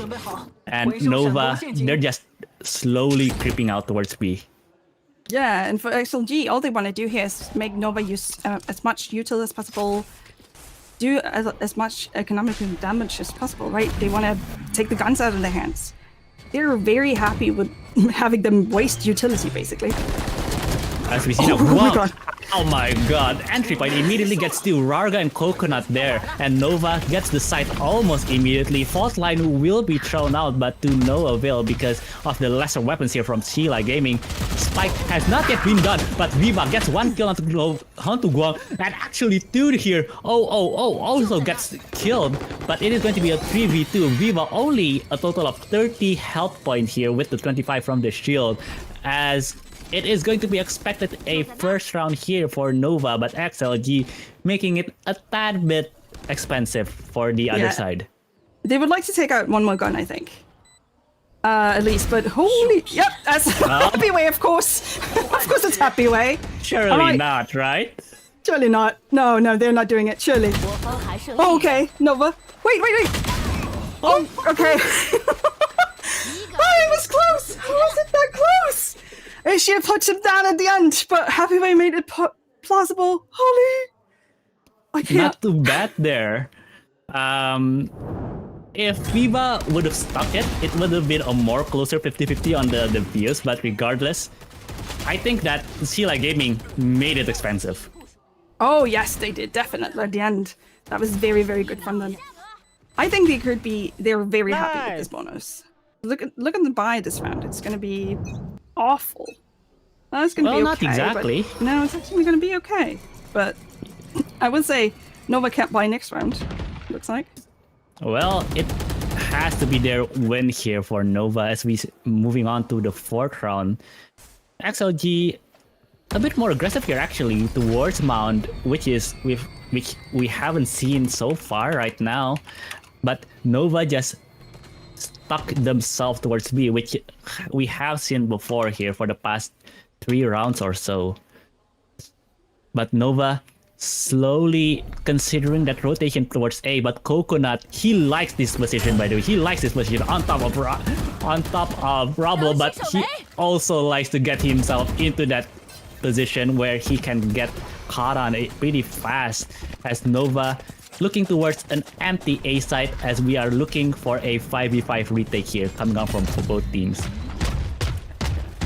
I mean, a lot of util down on the ground. Let's see, but AC just starts to get into the game. Oh, Azir and Wang here almost immediately activated. Rarga could only get 2. It's going to be only Happy Way remaining. The sensor won't be detecting the Viper, but the Arcros did, so Happy Way forced to back out here from the 1v3 as Nova gets their equalizer. It's going to be 2 for 2. Yeah, that's a hard one to swallow, isn't it? Because that's the one they really wanted to get. XLG really wanted to get because they could have gotten everything snowballing here. The economy for WOL would be in the tatters. They would have been, I mean, especially old economy wise as well, they would have been flying. But now it's not looking great money wise for SLG, is it? So they might have to do a save round. Well, it is looking at their credits. It's most likely going to be a half bike if they are going to be that brave. But Nova looking a lot more stable here from the earlier rounds where XLG just caught them by surprise, right? Happy Way with the 3, Happy Way with the 2 on the first 2 rounds. But as you said, it is going to be the only rifle, the Vandal here from Rarga, while the rest of XLG is going to be on Sheriffs. Immediate contact here towards C, but Rarga with the hero rifle, he doesn't have a shield. Gets Guang and CB, Annihilation gun, Showstopper gun. It is going to be an impact round loss immediately here for Nova as the rest of the team immediately trying to pivot towards B where YOU is already tucked in towards Link, but he only has a Sheriff. Rarga finally gets killed there by Obi-Wan as Azir. Wait, Happy Way doesn't notice that Azir, buddy, did not expect Azir to be immediately behind him. And now Viva versus Azir. Azir on a roll here. And now it is going to be 2v3 with lesser weapons as Nova looks towards planting the spike here. But Azir just trying to prod to. YOU gets the kill. Plant has not yet been set down. This might be a disastrous round for Nova. 3-2. And Nova, what a blunder there. I was gonna say, well, you cast. I was like, wait, he's overheating. He's overheating. Simeon is overheating. And he was. There was no reason for him to push them there. They had lesser guns. Oh my goodness. What did they... Like, Azir was doing so much here. It's a 2v3. And he pushes them and gives them... He gives Nova the round by pushing him. I cannot... Oh, that's going to be painful to watch later. It's not too bad here, but Rarga immediately with the contact, but Guang with the stinger. By the way, Showstopper only was able to leap above the guided salvo there. Happy we gets the kill, gets 2 kills here. Viva onto OOO and CB. Coconut gets the frag onto Obi-Wan. Guang tried to get the 3K, but Nazir immediately with the backstab. It is going to be a 1v1. YOU is so low, and it doesn't matter. 24 HP. Immediately, 4-2, Nova. XLG. But this was such a close round. We had a force spy, and they even threw in, like, on an eco, they threw in the showstopper and the rolling Fanta as well. So they actually threw a lot of economy into it, even though they didn't really buy much. Oof, this must be a painful round to lose. They needed that round. Holy. It could have gone 50-50, but right now it is going to be the Astral Divide and the Annihilation for Nova, while XLG again with the aggressive mount push. Rarga gets the trade onto CB, but he is going to be 10 HP remaining. That is a calculated risk if I ever see one. YOU throws out the fault line, trying to deter any of Nova's member for pushing in towards C. And Nova, they're stalled. They can't go into sight, especially with the dimensional drift here coming from Rarga. He is so brave there with that. But again, Nova stalled out, and they're potentially going to be forced pushing towards B, where Obi-Wan is already set up. Obi-Wan, you have the perfect timing here. Oh, he misses the shot though. Oh no. Not good there for Obi-Wan. But also not good for Nova, because now they might consider that they're rotating towards A. A is indeed wide open, right? But XLG, they're reclearing B. Away. They expected it. Oh, a bit overheat there for Happyway. Oh, does get down onto 2 HP, but it is going to be a 3v3. Effectively a 3v2, considering Rarga's health right now. Plant finally will be set down by Nova. Guided Salvo unfortunately was not able to delay the plant there. YOU throwing out the fault line from way back. Rarga with the kill there onto Guang, traded out by Azir. Is going to be Viva and YOU trying to be the hero there. YOU gets the kill onto OOO right now, and Viva still holding out inside the smoke. Rolling Thunder will be plant here, getting the kill onto Azir, and the plant is not set up for Obi-Wan. Obi-Wan is the only one remaining, 14 HP. It is going to be a full HP YOU versus Obi-Wan, but Obi-Wan gets the clutch, and it is going to be 4-3. Nova wins round 7. What are these rounds? I can't. What are these rounds? Oh my goodness. Like, what? I can't breathe. This kill was insane. Then we have this little kill in door, and then Asia just lost that while falling down. Viva, these trades. And also on 14 HP, he clutches that. I'm speechless. Asia is fracking on an Astra. I love it. 10 and 5. Oh, this push. Oh, Azir, you're talking about 10 and 5. Welcome to 11 and 5. He's a bit overzealous there. Calm down there, buddy. Viva gets the kill onto them and gets another kill. And gets another kill. 3K kill only with the Sheriff. Viva immediately nullifying any sort of advantage Nova has. And right now, it's only two Vandals versus a hodgepodge of pistols, maybe a Guardian here for Coconut, and Nova is in a bit of a pinch here. I won't lie. I was gonna say, this seems like a save round, even though they're up against nothing really. But 2v4? Oh, I mean, it is possible. We've seen what happened so far, but right now, I think Nova wants to make it a bit more. Well, I wouldn't say a bit more expensive considering what XLG has for weaponry, but they want to make it more costly for them. Spike isn't going to be the main topic for the remainder of the round here, as Obi-Wan and Guang will tuck themselves into corners and trying to salvage their own Vandals. Yeah, I don't blame them. For 2 seconds I thought Guang might actually try and get see if maybe they could I'll get kill, a right? pick. Yeah, a pick or two, and then this situation would be a lot better and they can run in a plant. But because they couldn't connect on anyone, and because SLG was very, very aware of that possibility, they were like, no, you need to come to us. Swing into a double setup. This kill, though. And then, what was this from Viva? Oh my goodness, Viva, you can't! What? My sheriff doesn't work like that. Does your sheriff work like that? Because mine just not. That's not okay. Unfortunately, my sheriff sometimes does that, sometimes does not. It is a complete gotcha. But right now, 9th round here, XLG has a 2-round lead, and Rarga actually will be buying the Outlaw, trying to contest this aggression onto Rubble. Nova as well actually going to be aggressive for the first time towards me.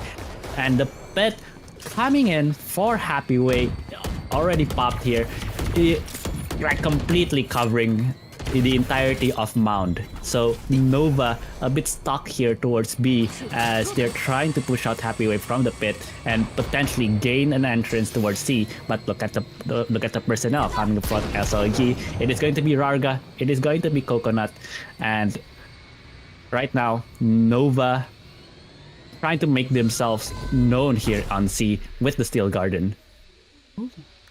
Yeah, because they are about to push into this fight with the Steel Garden. I don't mind the plan, actually. Not bad. Oh, okay, it might be bad. Anyway, gets through there, but actually, Obi-Wan and 000 gets a bit of a lucky shots there, getting the trade. It is still going to be a 2v3 here for Nova, but Plant will be down, and right now,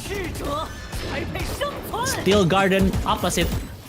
Steel Garden here for Obi-Wan finally popped, and XLG it actually stalls here, waiting for it to expire. And right now, XLG couldn't do anything to potentially push out. Yeah, it's good. It's very interesting to see. The timing has to be exactly right here, right? And they do it! No! Oh my god, no, we do it! 2 on 1! 2 on 3, sorry. How did they do that? And blink of an eye and you'd missed it. XLG, I think, taking way too long there to commit themselves, especially again with the Steel Garden, with all of these utilities trying to stall out their retake, but Nova played it masterfully there, and Nova once again stabilizing themselves towards a 4th round. Yeah, they really took too long, and also as you can see, this one by one, they didn't swing together. It was so unfortunate from them.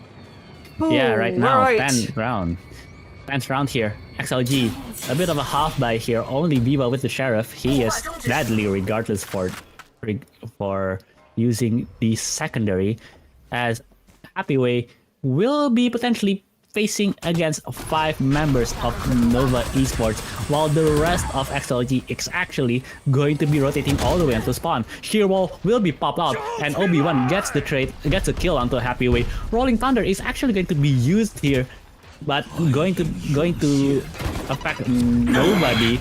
Coconut spotted CB, and Pain Shells will force the Omen to back off.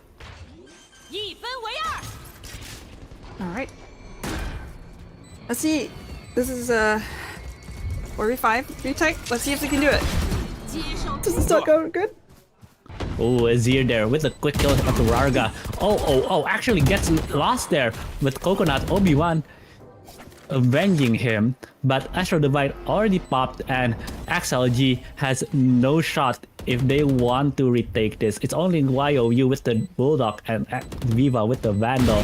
Guam here gets a sharp kill onto YOU, and Viva makes the wise decision, immediately tucks his tail towards C. Yeah. That's the thing about, as I said, about this comp. When they get onto site, the postbind is insane. If you have both CB and Obi-Wan on there, Obi-Wan, then you're totally fine. You have so much util, you have so much stall, you have so many ways for the team to actually deny any sort of entrance to site. And combine that with, the fault line and all of the different like Astra stuns, and it's just a nightmare to play retake against this comp, right? So understandably, the timeout has been called out for CLI Gaming. When you lose 4 rounds in a row, that's a nightmare situation, especially for the first half here. And if you're CLI Gaming, I think I've seen this before when I casted them on Lotus as well. They tend to overheat. Sometimes Coconut with his weird angle onto Rubble. Maybe they were pushing too far on the aggression. And again, we see that a couple of times. Mount, Rubble, sometimes on B. So XLG needs to tone it down a bit and needs to calm themselves down, because right now, if they can't calm down, Nova will eventually get another round and another round. Yeah, that's a massive problem. They're not playing together. They're not, waiting. They're overheating. I will say there's overheating on both sides, but XLG in particular are really overheating. And as I said, like, the team play is off. Like, even when they swing together, it's not, it's not wide enough, or it's not at the same time. So they need to work together better. I would say, like, you just work better together. Don't worry about it. It's not a thing you can say, but they need to work together as a team. I would like to see them work on those difficulties they're having currently. Yeah, working on chemistry, I think I do agree with you with there. But Stealth Drone will be spotting out Azir there alone on A, but no intel for the rest of Nova's players. Fault lines will be traded up from both sides, as XLG with the lesser weaponry, Rarga again with the rifle, carrying it out from Viva, which was the previous owner. And Nova will be looking towards a C execute. Yeah, I will say one thing I've seen from XLG that I do like. They are really good at re-clearing like any sort of situation, right? And they went down to Rubble, got Rubble control, went back. So, but right now I feel like they're sort of in a timeout and they're just waiting passively. And that might be a problem. We'll see what happens. Like, I think if you see the rotations, right, it's like either they rotate too late or they rotated too fast. But right now, XLG already have 2 players here. It's going to be YOU and Viva already waiting on 2A. But it is going to be a bait and switch, because the entirety of Nova has complete access towards side. Happy Way though gets the kill onto Guang. Fault line will be actually going to be detrimental towards CB, as Azir wreaks havoc towards B. But the Sheriffs for XLG just... Wait, Nova doesn't have the spike as well. Yeah, I was gonna say they don't have time! Nova, I think they just outplayed themselves with the slow rotates, and it is going to be a 6th round for XLG. Nova, they overcooked it! Oh god. They completely overcooked it. I was like, wait. If this planter go down, they don't have time. They don't have time. What are you doing? What are you doing, team? What are you doing? Happy Way shot here is beautiful, I will say. But as soon as this person, like, planter goes down, they're in Tatas. They can't do anything because 2 of the other players is too far away. And that was the thing. When they split like that, AC, well, the person's too far away if people go down on site. Disasters. Yeah. Regardless, disastrous round there for XLG, as we now head on towards the final round of the first half. Operator is out for CB. Did tag Coconut down to 58 HP, but Nova, again, no faster movement from any of their commitment. Slowly just trying to feel themselves, like, do we want to go to A? Do we want to go to C? But right now, Nova setting their sights once again towards C, where it's only Coconut that is guarding the site. 58 HP. If Coconut goes down, Nova should, and I say that a bit liberally here, should get onto the side. But Happy Way has supported Coconut here onto the C. Oh, there might be a timing here. Oh, Happy Way, you don't know there's 4 people standing right in front of your face. But the vault line there. What? Oh no! Oh no, XLG. I think they just. I don't know if it was coconut paranoia that was pretty effective there, but regardless, Nova just completely capitulated themselves, and 7-5 will be our first half score. What was this round? What was their kills? This was wild. What just happened? What just happened? Oh my goodness. Oh, amazing paranoia from Coconut there. Happyway just immediately pushing out, but regardless, XLG, it is going to be halftime, and it is going to be their advantage coming towards their attacking half.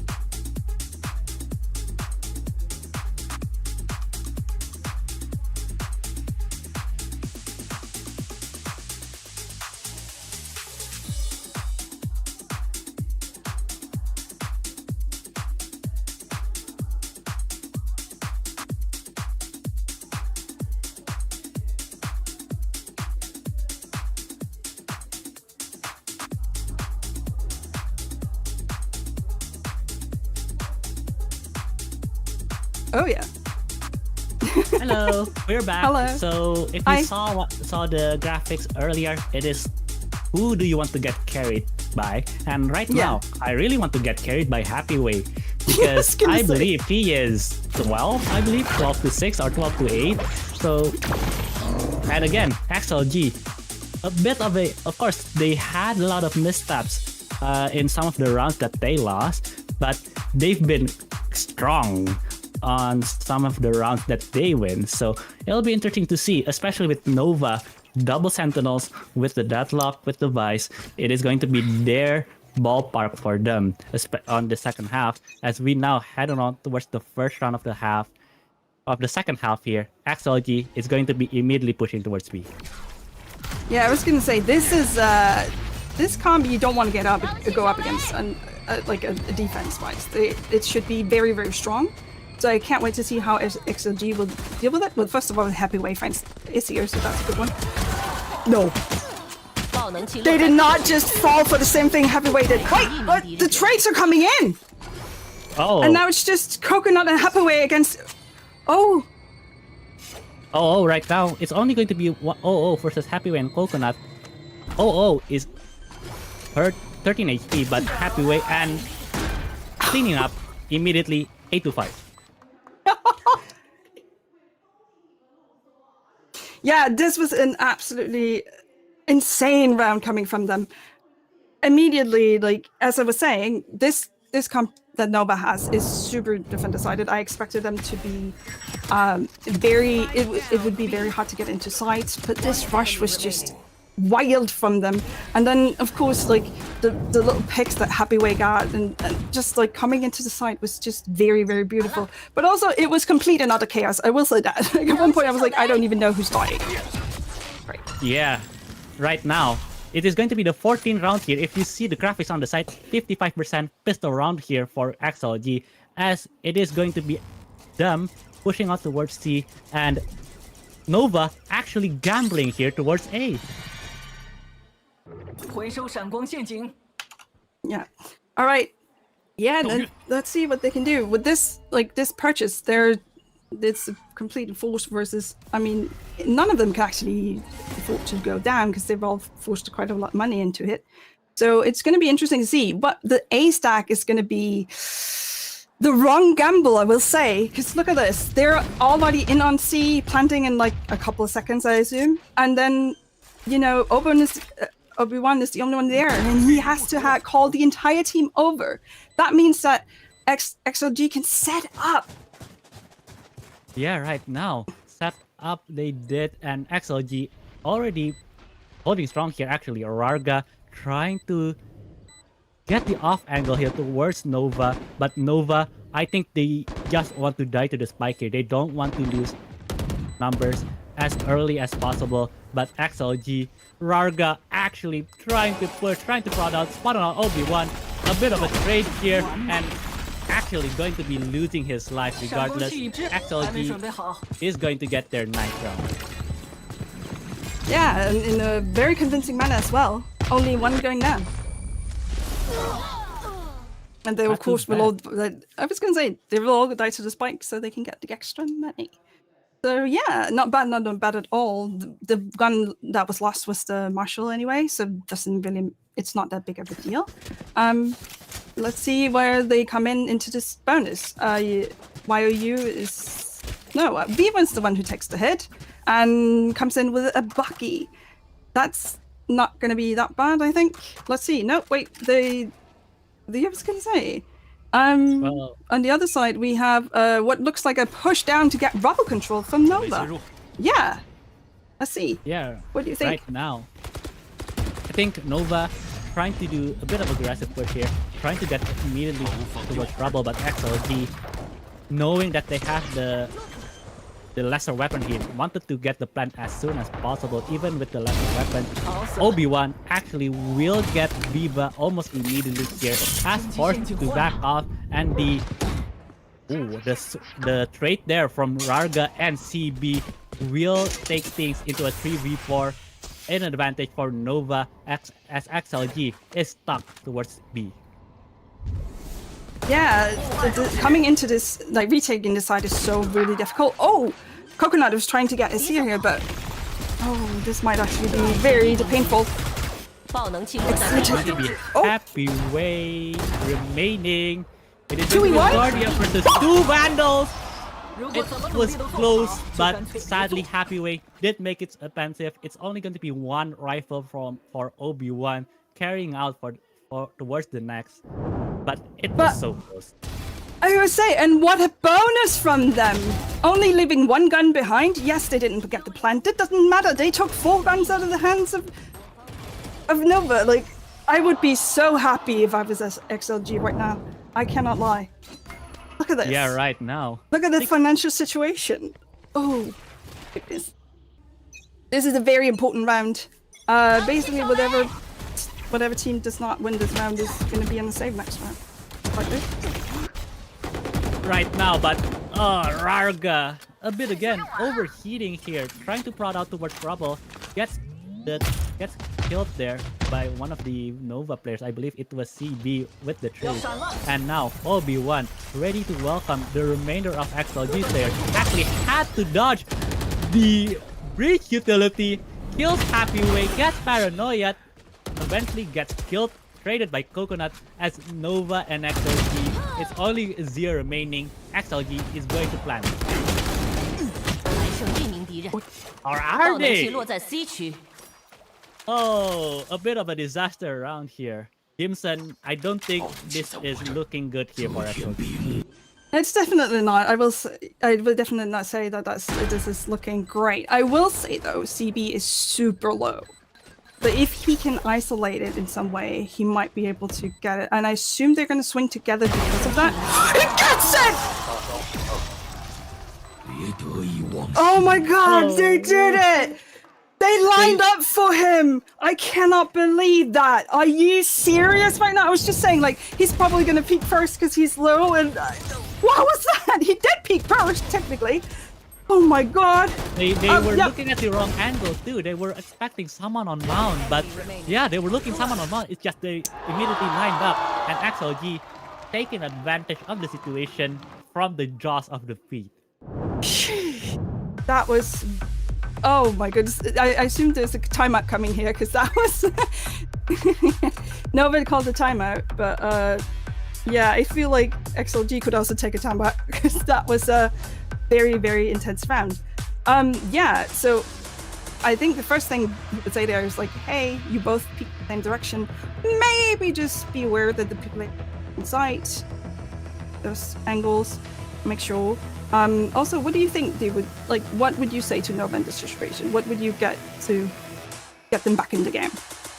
I think they have like the same problem that XLG has on the attack side, where it's just a little bit of overheating, because you see some of the traits, some of their position, especially during those executes, and it's just weird to see them a bit further apart from each other. It's like when you say XLG doesn't play together, it's happening right now with Nova as well, as they overheat. And as we see now, the guns is not looking good for Nova, looking towards an eco. XLG should net their 11th round here as we go into double digits. Yeah, they changed the setup as well. As you can see, Obi-Wan is now on A, and they are 3 players on B, ready to do like a B setup. It looks like a stun from breach and then swinging, or maybe a flash. We'll see. This might be. But Nova will probably not expect someone to trade Coconut and CB, so it's not all lost here for Nova, especially with the Sheriff being recovered. But it is going to be Coconut, their Omen, one of their smokes rather, especially with the ult gone. And right now XLG a bit surprised there, a bit of frazzled, as they are slowly pushing it towards trouble. I will also say, on the other hand, Nova doesn't have smokes anymore. It was easier then, so they have no way to rotate if they get into sight. Oban has to do a lot here, and Rager gets him down. Now they have to take with pistols. Not exactly a great position here. YOU and Rarga immediately cleans up. It's going to be 000 remaining with 70 HP, and it is going to be a quick work here coming up from XLG. Spike also planted, and right now it is going to be, I believe, the 12th round here for XLG. Yeah, it's going to be very, very, very rough. Sorry, 11th round rather. Yeah, it's going to be 11th round for them, but it's going to be a rough round as well, because this next round is everything. For Nova, if they lose this round, they're going to go back on an eco. They have no money. That means that if they lose this round, XLG might possibly win. They might win this time that Lotus is done. Yeah, again, and Nova taking a playbook here out of XLG, trying to push immediately aggressive. Showstopper actually gets Viva, as Guang unfortunately gets traded by YOU. Azir can't really do anything alongside OO, but Obi-Wan, wait, Happy Way, will you fall to your own trap there? And he does. Obi-Wan gets the kill onto Happy Way. It's going to be a 2v3 for Nova, and I think Nova is in the driver's seat here for the remainder. But XLG, they need to do something. It did take Nair Garden from Nova, but if that's what it takes to get around, I'm not mad at all. Ooh, let's see if I was going to say, Obi-Wan needs to stay alive here. Need to wait for his teammates and stay alive, please. And they're pushing him as well. Oh no, Obi-Wan, are you ready for this? Yes! He does. YOU gets tagged there onto 50 HP. It is going to be a monumental 1v2 here for the breach player for XLG. Cancer will be spotting him, and YOU going out to false line just for the heck of it, but will Nova expect YOU with the wraparound? Oh. Alright, and they're switching out aftershocks now. YOU has to... He sees him! He spotted him! Yes, he did! YOU with the clutch! With the amazing wraparound play there. Nobody didn't expect anything coming out for that side. And YOU just saved themselves towards map point. Yeah, this is it. This is it. I'm expecting the series of 4 spies we're going to see from Nova here. They have to win this round. As we say, like, it's 12-6. They have to win. It's all or nothing. They have to win the next 6 rounds just to get into overtime. And look at it. Look at the buy. We have a Sheriff. We have 3 Guardians and a Bulldog. It could have been worse, but it's definitely not good. Shield-wise, not great either. Oi! And Happy Way finds CB already. Oh no. Well, it might be over here, as the kids like to say, for Nova. CB, especially losing the Annihilation. He had the Annihilation there. That's one advantage. Alt gone, but Nova gets the trade onto Rarga, although it was just an outlaw. So 3 rifles still going to be the advantage here for in terms of weaponry, but it is going to be a 4v4 player-wise for XLG and Nova. And Nova losing Rarga, they have to be more careful. SCF has been so clutch so far from Nova, and I feel like I'm kind of slightly cheering for him to clutch again. Nope. Nope. Coconut ends that notion almost immediately. It's going to be all 3 Guardians trying to time any type of pushes. Coconut gets another kill onto Guang, and now it might be over for Nova, especially with the Viper that's there. But Spike has not yet been planted. Coconut gets the 3k. Will he get the 4k? Plant will be set down, and Happy Way might get the last kill here for the heck of it. But it is going to be YOU 13-6 XLG, a topsy-turvy map, but they get to win regardless. Yeah, that was an insane map, and also, not to call them out or anything, but I feel like they didn't understand how to play the Vice Deadlock comp. Does that make sense? Because I feel like there's so many strengths in it, and I think at times Nova were just too aggressive, right? They were pushing out. They're pushing out. Well, I do like them to take either mount or bubble control, because with this map you kind of need that. But it's just you have agents that deny so much room and deny so much location and everything on the map. So it's for me it just makes sense that they would do that. Oh, we have some highlights now. This round from Happy Way was just I'm such a fan. Yeah. But coming back towards your point here towards Nova, I don't think they don't like. I want to disagree that they don't understand running the Deadlock and the Vice, especially when it's the only comp they've been running so far. But what I do agree is that they just couldn't stop themselves, right? It's like they just want to get the kills, they just want to get the advantage, and sometimes especially when you're on the fence, you can't just do that with a double sentinel. And that's what I mean, like, yeah, okay, they understand it, but then they're not playing it to its strengths, like you could say, right? And that's a little bit sad, because that comp is nasty if in the right hands. I mean, Nova's. I was gonna say Nova was the first people we've actually seen play this comp, and then we saw it. Who was it who picked it up? That was just insane at it. Do you remember? Yeah, it was on Bind as well. Oh, I don't remember who picked it up. I remember the Nongxin did not look great on it on Bind because they were too aggressive as well. So it's quite interesting that Nova are playing a comp that they were kind of the first movers on, and then they're being too aggressive. I don't really get why. But yeah, what do you think? Are they just overheated today? Again, yeah, also I think I do agree with them overheating. And remember, like so many 1v2s. Like remember the one that Coconut clutched. I think it was on the first half, like where they looked the wrong way towards Mount. Like so many of those situations that just couldn't get Nova out of the humps. As you hear from the team comms, as XLG is one of the few teams that do utilize both English and Mandarin. If you don't know, Rarga is Russian as well as Avoya, so it's always an interesting mix there, right? As we see now, the MVP, the man of the hour, Happy Way, we see immediately from the get-go, he is so amazing. 295 ACS and 7 multi-kills. 7 multi-kills. 11. What the heck?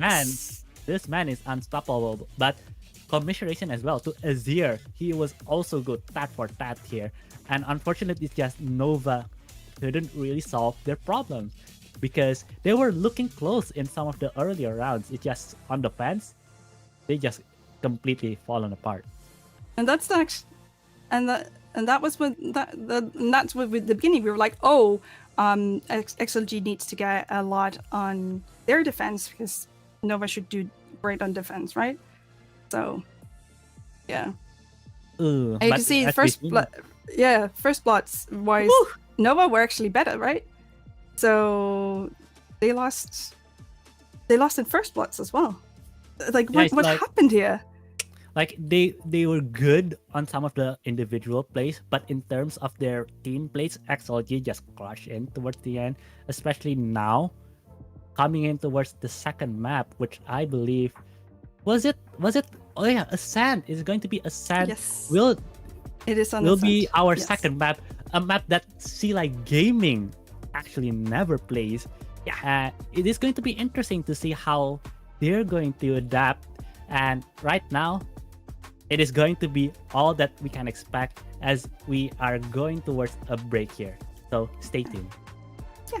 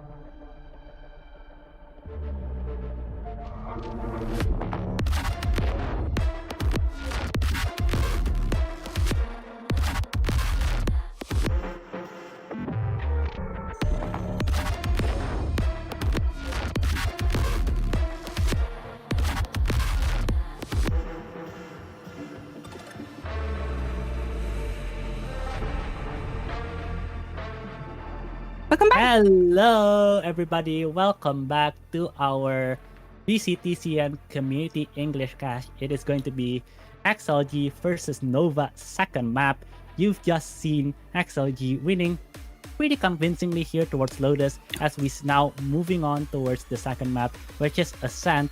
And right now, Ascent, a big, like I said, I think before the break here, a big question mark for Very XLG. big.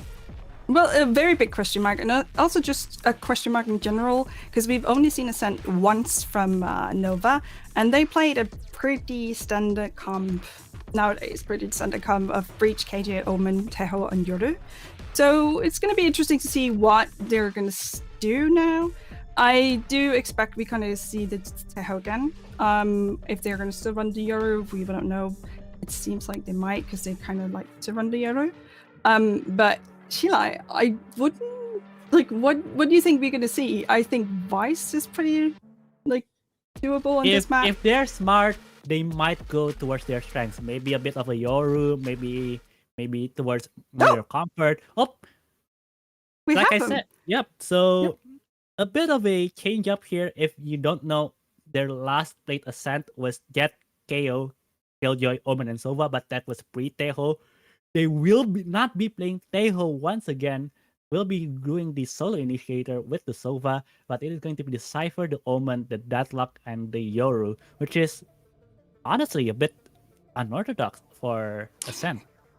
Well, Double Sentinel has been, I think, on Ascent before, Well, and I yeah. think that looks a lot like the comp that what are they called? Who is it?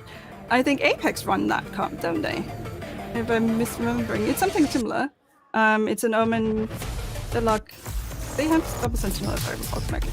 I might be misremembering. I'm sorry, but no, it's going to be very interesting. I want to point out that Obi-Wan is on the duelist this time around because he's the Yoru player. So that's going to be very interesting to see how he does today. I can't wait. I can't wait, and I think right now, Nova, it is going to be, I think, one of their strongest maps. They did win against EDG 13-11 with this comp, so they have the slight advantage considering that match history. But with XLG being a complete unknown here, as we head on towards the first round, Spike will be looking for a DX execute as the fault line. Rarga immediately will be teleported out, but YOU might not expect a Zir here behind the crate. YOU just almost gotten out there with the follow-up of the guided salvo as Nova gets the ult orb and immediately pivots towards mid. They've used so much util already, Nova. It's wild. Look at the amount of util they have left. It's not a lot, right? Is it? They have what? A clone? There that goes. No flashes, no clone, no nothing. This looks.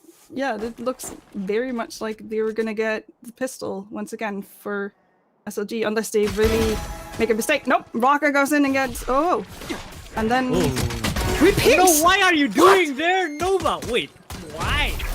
Why are you there? You already lost one person. Oh, Nova, a bit of a misstep there for them.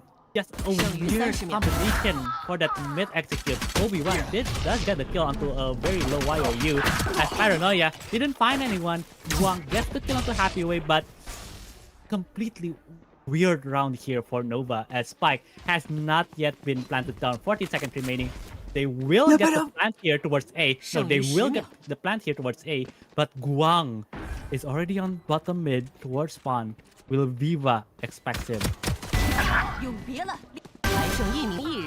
Hello there with the trade. Rarga gets the 3k here, getting the revenge trade. It's only going to be Obi-Wan remaining, 65 HP. XLG members are a bit spread out, especially with Rarga with low HP. It is going to be a close 1v1 here. Coconut versus Obi-Wan. Coconut didn't see the angle, and Nova just Obon did so well here. I was gonna say, while he was in that, he needed to get. So he was in a 2v1. He needed to get those 1v1s, and he went and got them. and he won both of them. It was beautiful from him. It looked like this pistol was in SLG's hands, but Oban just Obi-Wan saved them, and it was so beautiful. Oh, this one, like this way, the way he played that post plant, absolutely gold star for him, because I am so proud of that. That was beautiful. That's the way to do it. Yeah, right now, 41% rather, Nova's pistol win rate so far towards the stage. As right now, Guardian hung up for Obi-Wan, Bulldogs for 000, as well as Azir.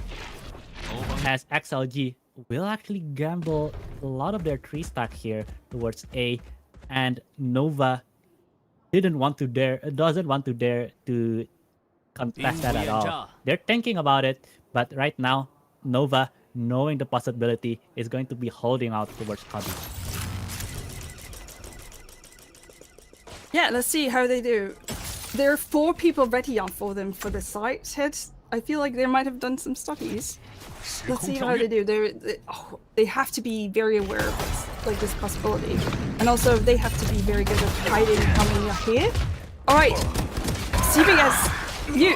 Wow. Okay, Ooh, things are going fast now. hello. We're gonna Nice trade it, job but there.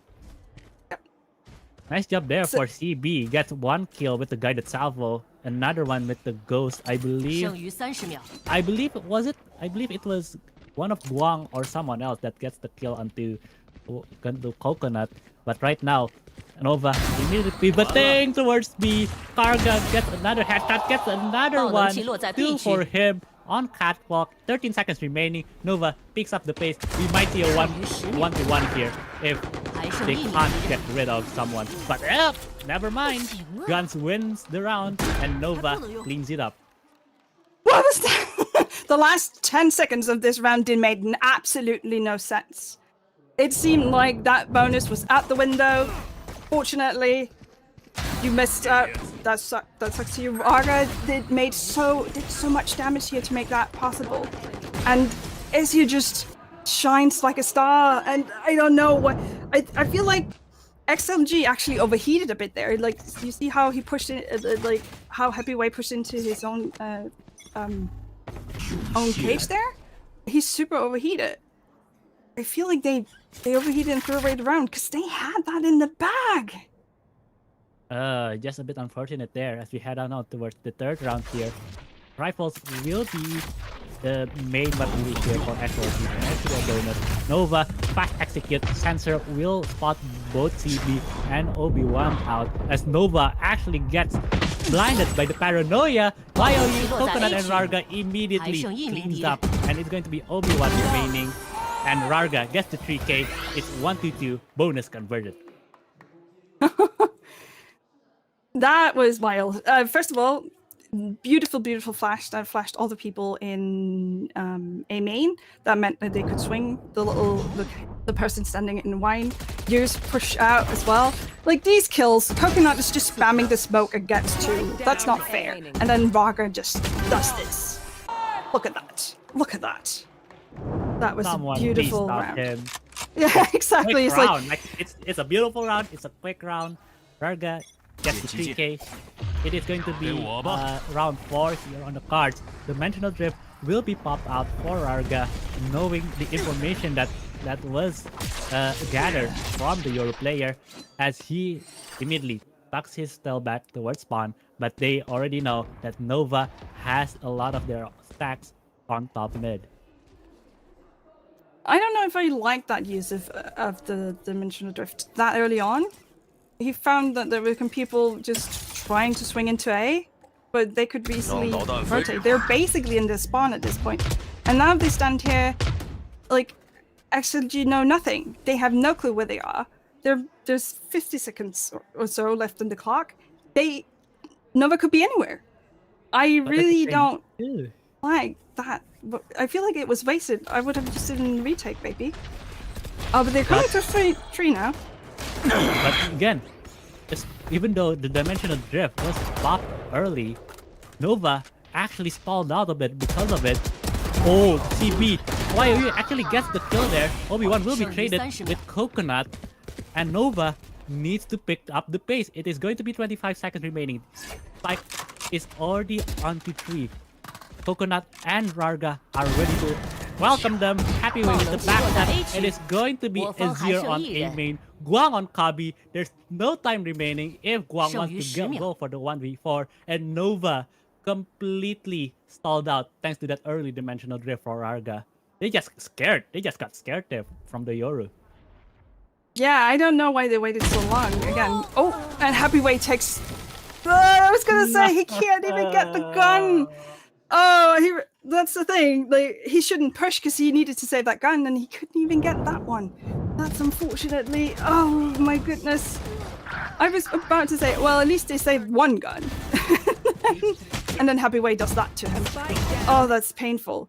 But yeah, as I said at the beginning, I don't like that they used the dimensional drift that early, but I guess it worked because Nova was so scared that they didn't do anything for ages. Let's see what they do now in this Zico. Yeah, 5th round here. Alt Orb will get one orb away. They weren't playing away for the lockdown. The camera will spot out CB at the back off here. Actually gets to kill. CB and Guang lost their lives on the entrance of B. It is going to be 000 remaining with the spike. It's miles away from A, as YOU gets the kill onto Obi-Wan. Azir only with the Sheriff, spotted that by Coconut, and now Nova. Yes, it's in an eco, but Azir taking as much advantage as possible, and it is going to be a 4v5. Fault line was thrown out as Azir just missed out. Gets killed by YOU. 0-0 remaining, and now Nova. Well, I guess they're just going to be losing the 5th round. Yeah, I am very confused about that teleport. Did you see that teleport on top of generators? Like, I was like, hey, I felt like that was putting a sign on yourself going, shoot me please, because he was visible for so many, and even though TV was stunned, no, YOU was stunned, he could still get him, right? I was like, yeah, really silly, like. But this round, especially like this, it started out with 2 wall bangs from an Odin and a kill through. Yeah, they didn't check their corners. I guess didn't check their corners. Getting those wall bangs were amazing for XLG. As Nova will use the lockdown here. Obi-Wan gets caught on by the annihilation. YOU actually gets to all three members remaining from Nova did get spotted by the recon bolt, but with the lockdown already on stage, had to back off. Actually gets 2 here. Oh, the Armageddon gets Rarga as well. Although he did get the trade onto YOU gets the 3 count to Azir. A completely chaotic round. I think that's just the theme here for the 2 maps so far. Chaos, as once again, the Breach player 000 is the only one remaining in this 1v3 as he trundles on towards mid, potentially looking towards an A plant. And he might actually get it as well. What an expensive round we just saw. There was Annihilation thrown in. There was Armageddon thrown in. Look at the trips though. Oh, the trips might be everything, yeah. Oh no. Well, yeah, it's definitely gonna tell them where he is. Which means, ooh, he might actually push them. I kind of like this. Although, will he get the pace though? That's the problem. The rotation. Wanting to immediately push up. Oh, bit of a scare there, especially with the kill onto Happyway. But XLG recovers the round. Will get another win here onto their record. But yeah, such a chaotic round here. YOU gets 2 earlier on.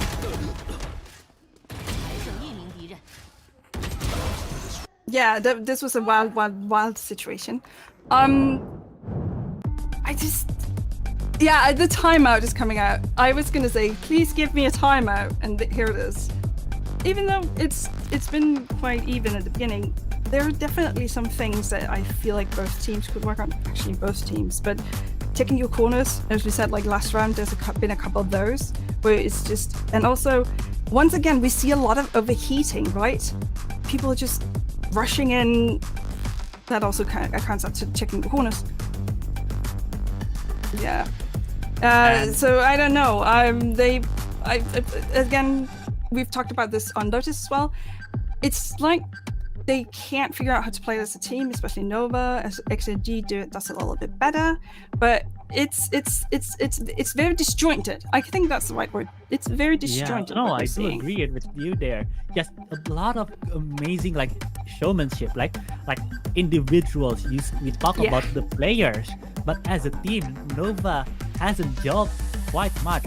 While we talk about XLG, you saw how the utilities were comboed, how the ults were, how the ultimates were comboed, and how they meshed well. And so far, XLG has showed that it is what's winning them this rounds. As we now head on towards the 7th round here, the score is 42, advantage XLG.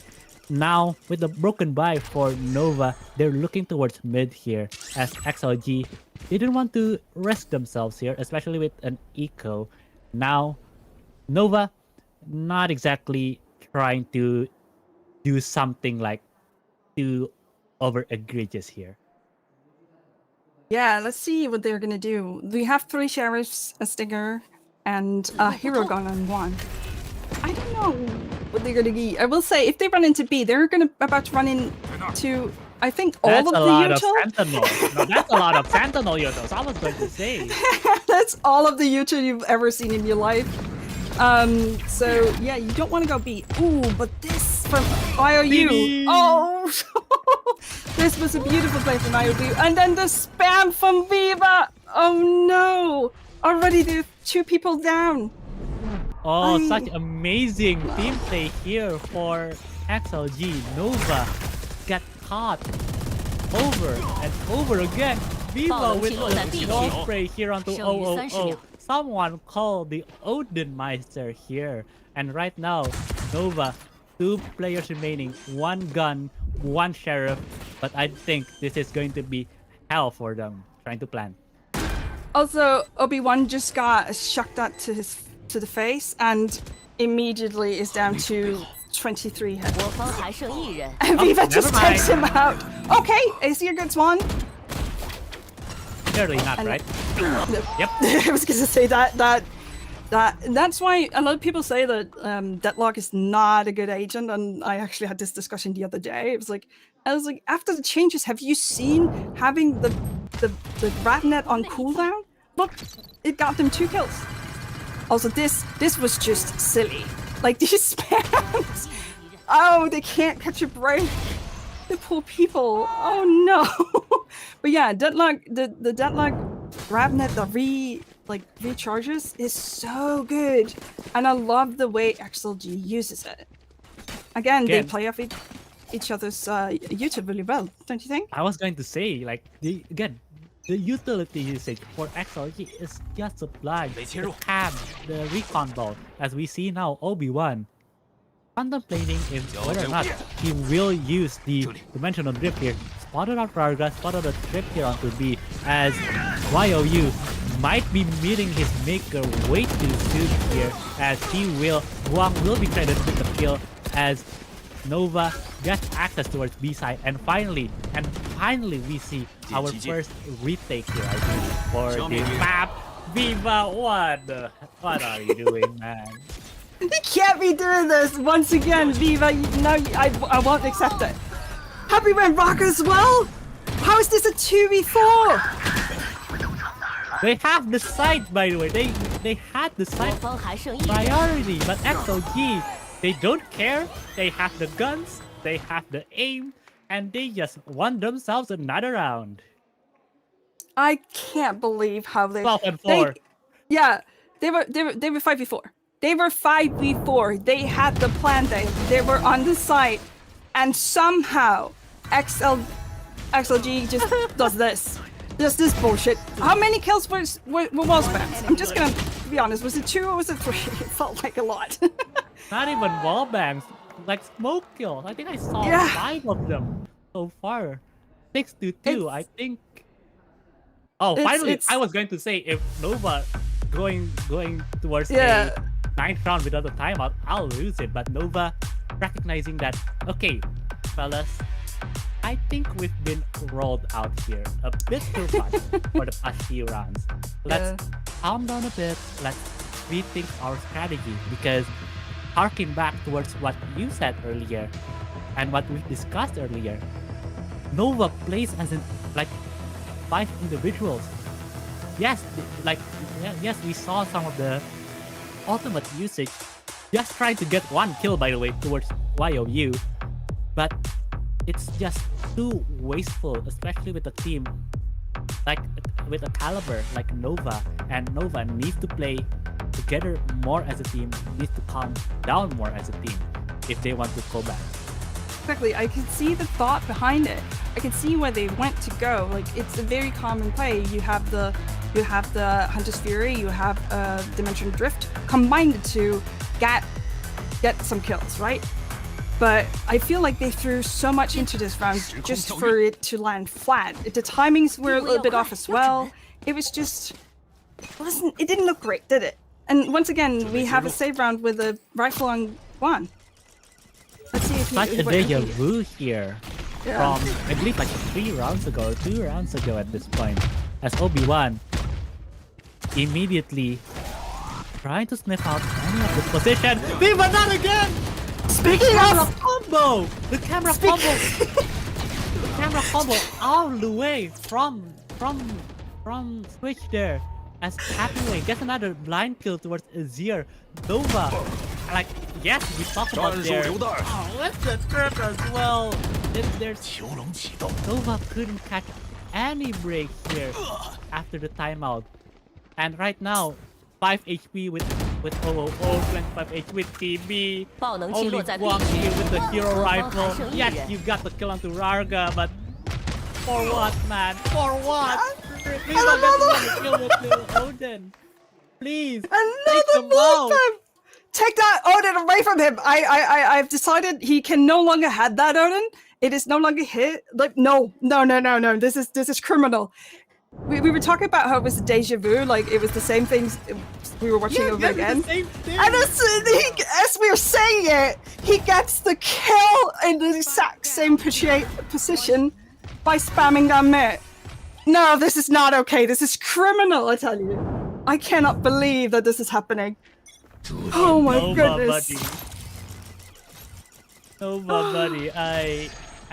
I hate to say it, buddy, but you need to think of something else here, because 7-2, 10th round here, you have the Rolling Thunder for OOO, and Azir with his Omen ult might be the decider if they want to gain any sort of advantage. But YOU, already with the push, guided salvos, will hot Happy Coconut force him out of his position.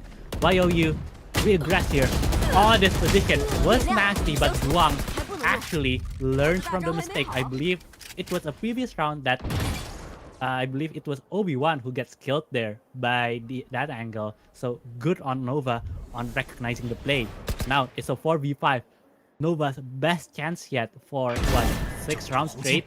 Happyway immediately nullifies all of the advantage. 4v4, and Nova again stalled towards A. But what I also want to say, what was Obi-Wan's play there? Like, he was completely alone, there's no one there to trace. Oh my god, Coconut! Check your corners, man! Oh no, XLG immediately gets killed there thanks to Coconut. Rarga, well, you were facing against a rough position there, but right now it is going to be a 2v2. A bit of, again, chaotic round, and now Armageddon will be forced out here from CD. Time will be an issue here for XLG, so unless XLG finds a play, I think this will go towards Nova. But look at the position for both Happyway and Viva. Happyway, Viva sets it up, and Happyway finishes it. It's going to be 8-2. And this is what we've been talking about this entire map. The util usage. And yes, Guangdi, I think it's actually was Guang that actually died there to that position for YOU, so that's why. Those kills, man. But the fact that they play together like this, like, we are missing that from Nova. I'm really missing small little things like that. Like, hey, I have a drone, let me drone, and then you can swing off the drone. Cool. They play together, they get the 2 kills, and they win the round. And I feel like we just saw Obi-Wan die top mid no one, or gotta admit, no one was there. No one was there to trade him. He was just a man alone, and he went down for no reason. Oh no, not again.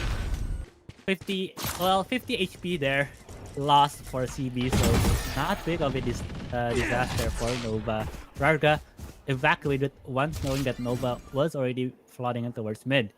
XLG a bit calmer here, a bit more patient, knowing that Nova is on a Nico. Rarga immediately gets an unsuspecting Obi-Wan towards mid, but Azir might do the same here with Coconut. Viva? Where did you get the kill? No! No! 爆能器落在 A 区。 Viva, you can't. 11-3. He's 11-3 on Odin. Flawless.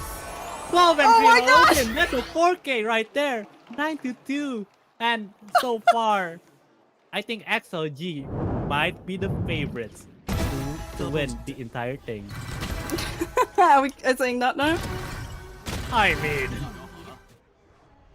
This is absolutely incredible. And once again, I want to point out what happened once again. It was that we saw Obi-Wan go mid alone and get killed. And then they went tree. And met I think Vito it's with just an Odin. they don't know, they can't do anything else rather than trying to figure out from that network, right? As we see now, Rarga is dimensional drift. Vivo actually tags two there. One to Obi-Wan, one to CP. Obi-Wan, annihilation towards Azir. I think he can't. Oh, he was alone. Azir was alone because the rest of Nova is on B. Gets killed by the annihilation. Viva gets another one with the Odin towards B main now. And Nova stuck between the Sentinel Util and no more. Please, no more. As we end the house 10-2. This is a slaughter! What the? I mean, great uses of the ult. I was a little worried about using a Hunter Fury that early in the round because, you know, the range issue. There is a range on it. The Annihilation as well, the Annihilation kill because they have a Lurking Omen. And then the spam down. They even they throw on everything they can and still they lose. They used Rolling Thunder. It doesn't matter. Yeah, we're at halftime now, but the poor dears, I don't know. How do you get back into this match? How do you, what do you say as a coach to get your, because there's so many issues. Oh my god. Like, where do you, okay, so I believe they're trying to figure out who will win the pistol here for the second half. And looking so far, I think it's been like a tie, right, on their pistol rounds for both XLG and Nova. But speaking of the classic here, who do you like the most here? Because I do like Nova's color, but XLG's one are also a bit clean. Yeah, so I'm a big lover of gold and purple, so I'm gonna be a Nova fan for the that skin, 100%. I mean, It's gold and purple, I gotta. But I will say, the XLG is quite clean. I will give it that. But I would have preferred if the white splash was the green color. If that makes sense. That's true. But how about we come back towards a...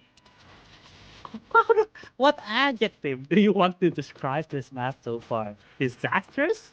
Domination? Absolute domination. Utter chaos? Oh, definitely also that. We've had a lot of chaos, but also just absolute domination, I will say. It's been... I look at the kills, just look at the kills. We have 6 kills as the highest amount of kills on Nova in 12 rounds. That's half a kill a round.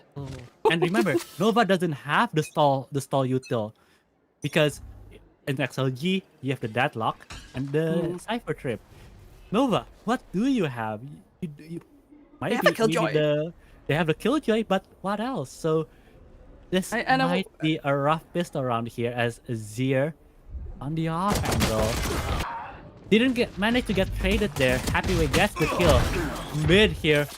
Actually, Obi-Wan and OOO gets the kill on towards a lane. 3v3 and XLG will be able to put down the plant here as we see a split retake coming towards Nova.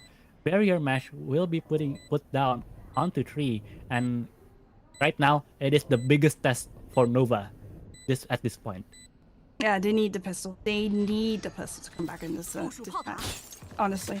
And also just, I want to remind, I think I said it earlier, but if I didn't, Happy Way gets, why are you guys, well, that is just over left in main. I will stop jumping. And again, these individual splits. They aren't playing as a team. XLG, yes, they just stayed onto the side, but they stay close. And right now, Nova, 11-2, and it is looking dire for them. And I want to point out, we've seen Nova play on this map. They won against EDG on this map. So one would say this is one of the better maps, technically. And that was what I was starting to say earlier. I don't know if I mentioned it, but they have actually won against EDG map. That was the map. Like, we hadn't seen this from XLG, but we'd seen it from Nova, and we were like, well, probably all right. So far, it's not looking great. Never say never, but not looking great. Yeah, 11-2. 11-2, one run away from a series point. Rarga, with the, a bit of an impatient again. He's rushing in alone. Yes, it is the pistol. Yes, he did force buy, but just that bit of impatience from the Nova players. Like this one, for example, from Azir. They're costing them round after round. It's like they're on autopilot. They don't know what else that they can do. It is going to be a 5v3 with lesser weaponry. Even if XLG hasn't put down their spike yet, Viva spotting on CB, again, coming back here. If whether or not XLG putting down the spike, Nova, I think it's just one of their last breaths here. As we see now, 12-2. And a flawless round at that as well. Oh gosh. They forced by the way. Yeah, they Nova forced. by. I know, but still, we'd hope that there was a bit of economical damage coming in, right? I think the only thing we can say is they didn't, get the plant. This is a bright side. One enemy remaining. I mean, it's a rough one for Nova for sure. I don't even know. Yeah, oh no, they look so broken. Look at them. Oh goodness. I think that's just hysteria from the coaches there, like just laughing towards what potentially will be their last ever round. It is going to be 12-2 round start here. XLG walking towards catwalk. Azir might catch Viva off guard with the stinger. Yes, he did. Right now, Rarga actually gets the 2k here with from CB and OOO, and XLG. Happy Way gets a blind kill towards the cage. It is going to be their last breath here, Nova. Azir, 11 HP remaining. I don't think Nova could actually recover because XLG, yes, they don't plan to cover it yet because look at Rarga, and it is going to be a 3k coming from him. It is going to be Obi-Wan with a Spectre trying to save their lifeline here. Not wanting to immediately get thrown towards the lower bracket where I believe they'll be facing against I believe it is going to be Trace Esports. But right now, Obi-Wan, what can you do versus four players that are completely healthy? 剩余30秒. Well, Happy Way's not looking great.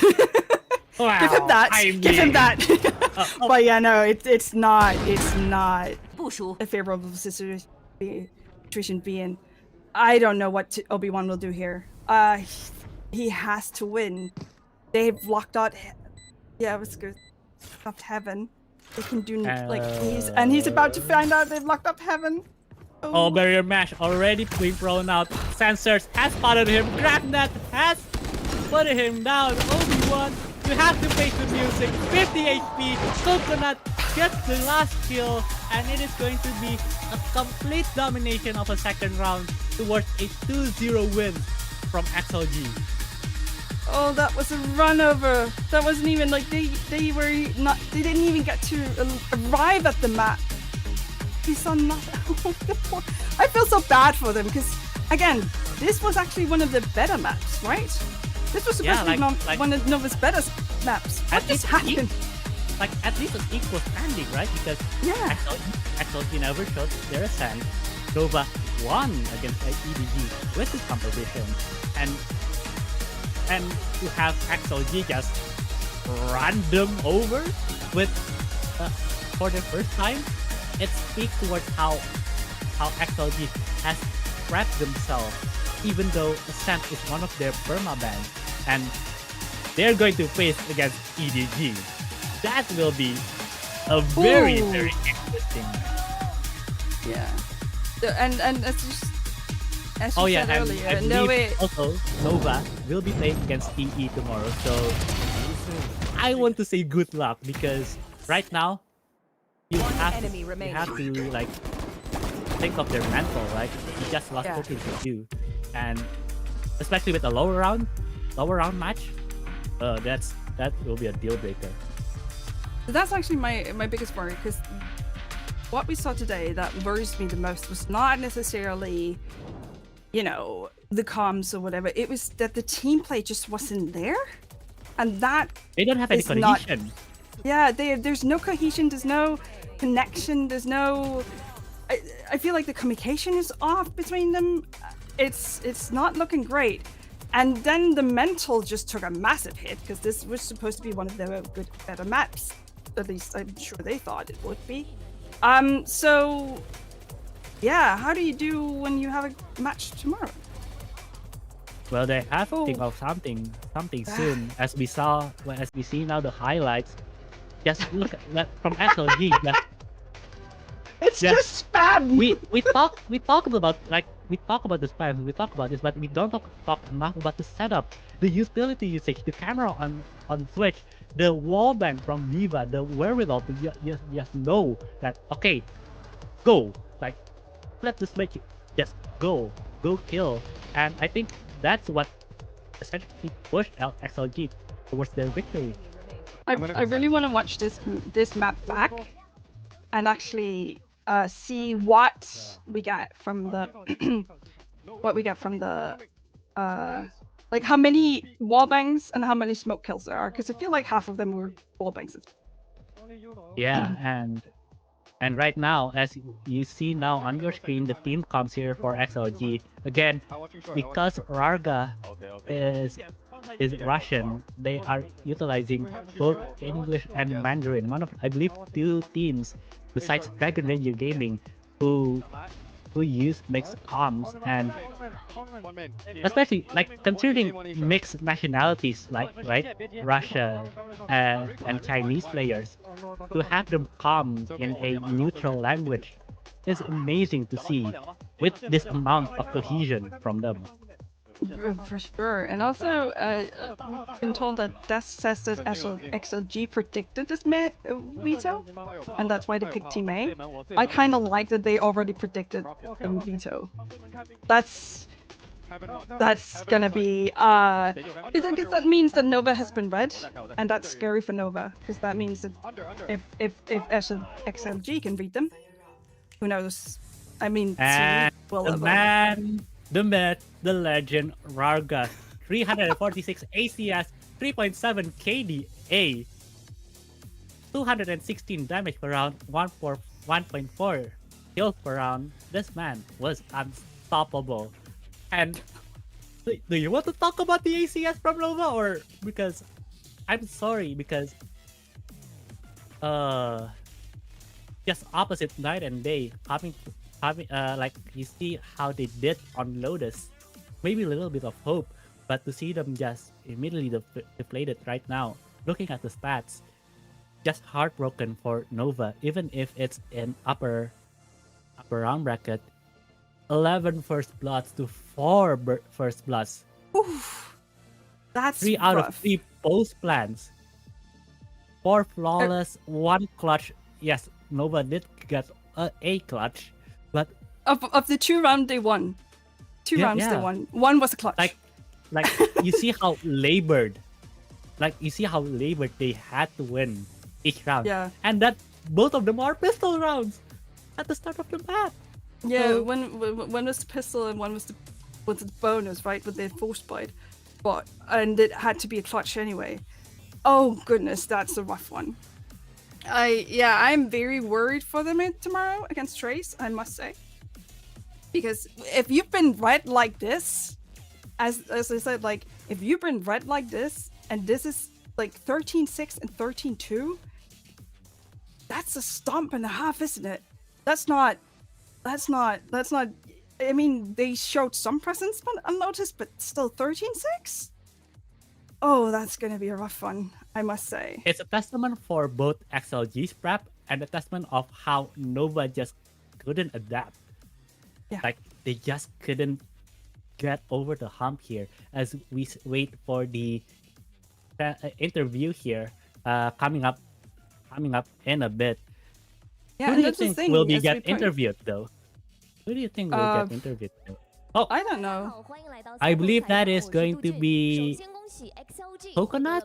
Yeah, it'll be the interview here for Shila Gaming with BDOS as our translator. It is Happyway. 欢迎你，大家把掌声送给他好不好？今天打的实在是太棒了，一上来就是火力全开啊！季后赛的第一场比赛，干净漂亮，2-0拿下。现在心情怎么样呢？还是 How do you feel today after beating them 2-0? And he's quite 刚刚 happy, 说很开心，但没有到激动的程度。对，因为 but not excited. 再过一关。哦，还有更高的目标。 And 那 he says there's still one more round 怎样 to 的期待 pass 呢？ through. 一样是多伦多吧。冲击多伦多，大家相信 Happyway 选手吗？当然相信你啦。那聊一聊今天的自选图莲华古城吧。其实这个张图上面对手的双少位在防守方的话，其实是以非常强势而著称的。但是你们在 And they're 进 saying 攻方 that 反而把他们 Nova's double sentinel on 一点 Lotus 机会 was 都是不给 quite 的。 strong. 那你觉得能够如此克制他们这个双少阵容的原因是什么？ And how did you guys counter 教练的赛 like 前 their 布 comms 置 and their 然后 plays? 还有指挥的中场分析吧。也是大家齐心 And 协力 they said they like had a lot of pre-round setups, and they just listened to coach who gave them all strats. 而且你们的双少是真的发挥出了非常非常好的效果，能够在对方的招牌强图上打出这么强势的效果，你觉得原因是什么呢？我们 And they're saying why do you think you did so well on Ascent? 大家都 And they said they just all were shooting pretty well. 下一场 And the double 小组 sentinel. 第一 EDG， 他们是非常强劲的对手哦，有没有什么话想要对他们说？我想对球球说，我来以下犯上了。我们来碰一碰。 And he's saying that to Chichu, that like we're coming up from the bottom and we're gonna have a very nice fight tomorrow. 比赛，让我们把画面交回给解说席。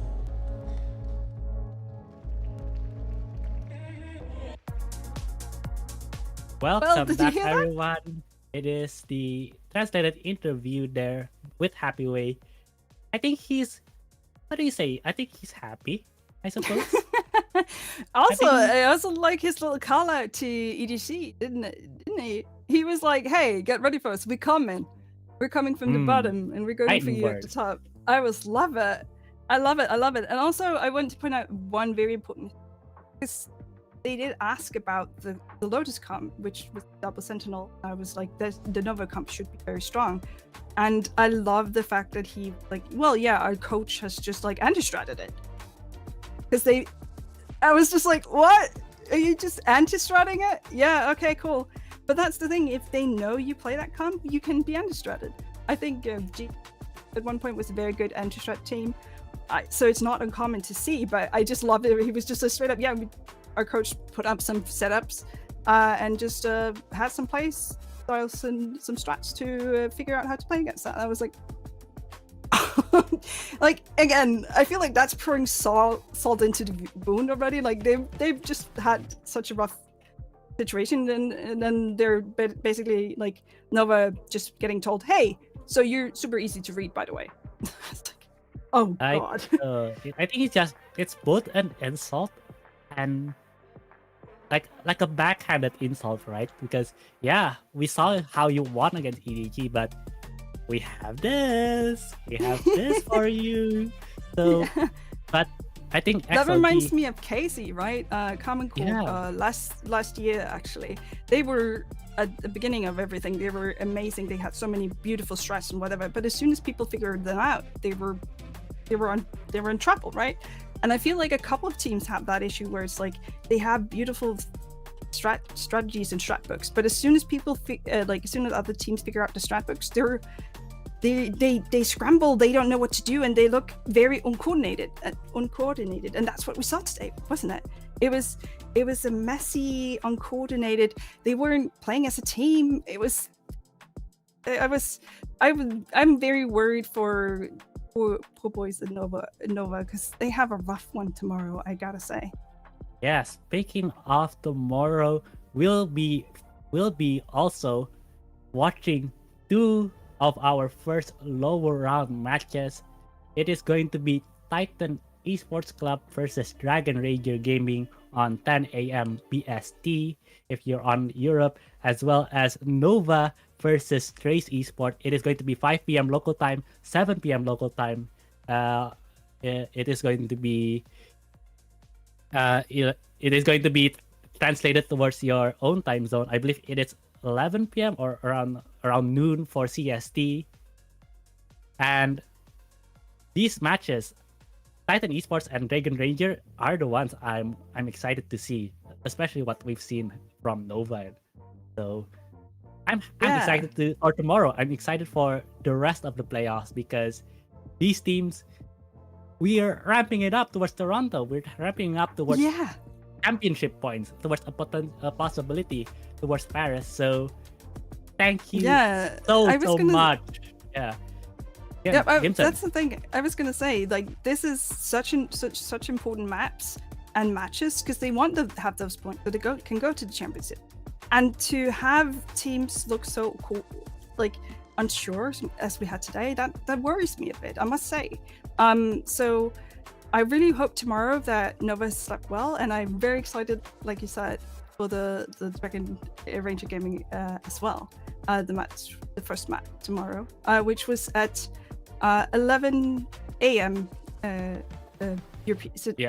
ET, yeah, and CEST, And if you missed out on the matches today, don't worry, you'll be with us, or well, not us, maybe with some other casters tomorrow, but you will be seeing a lot more of this English community cast from Project Horizons for VCT China throughout playoffs.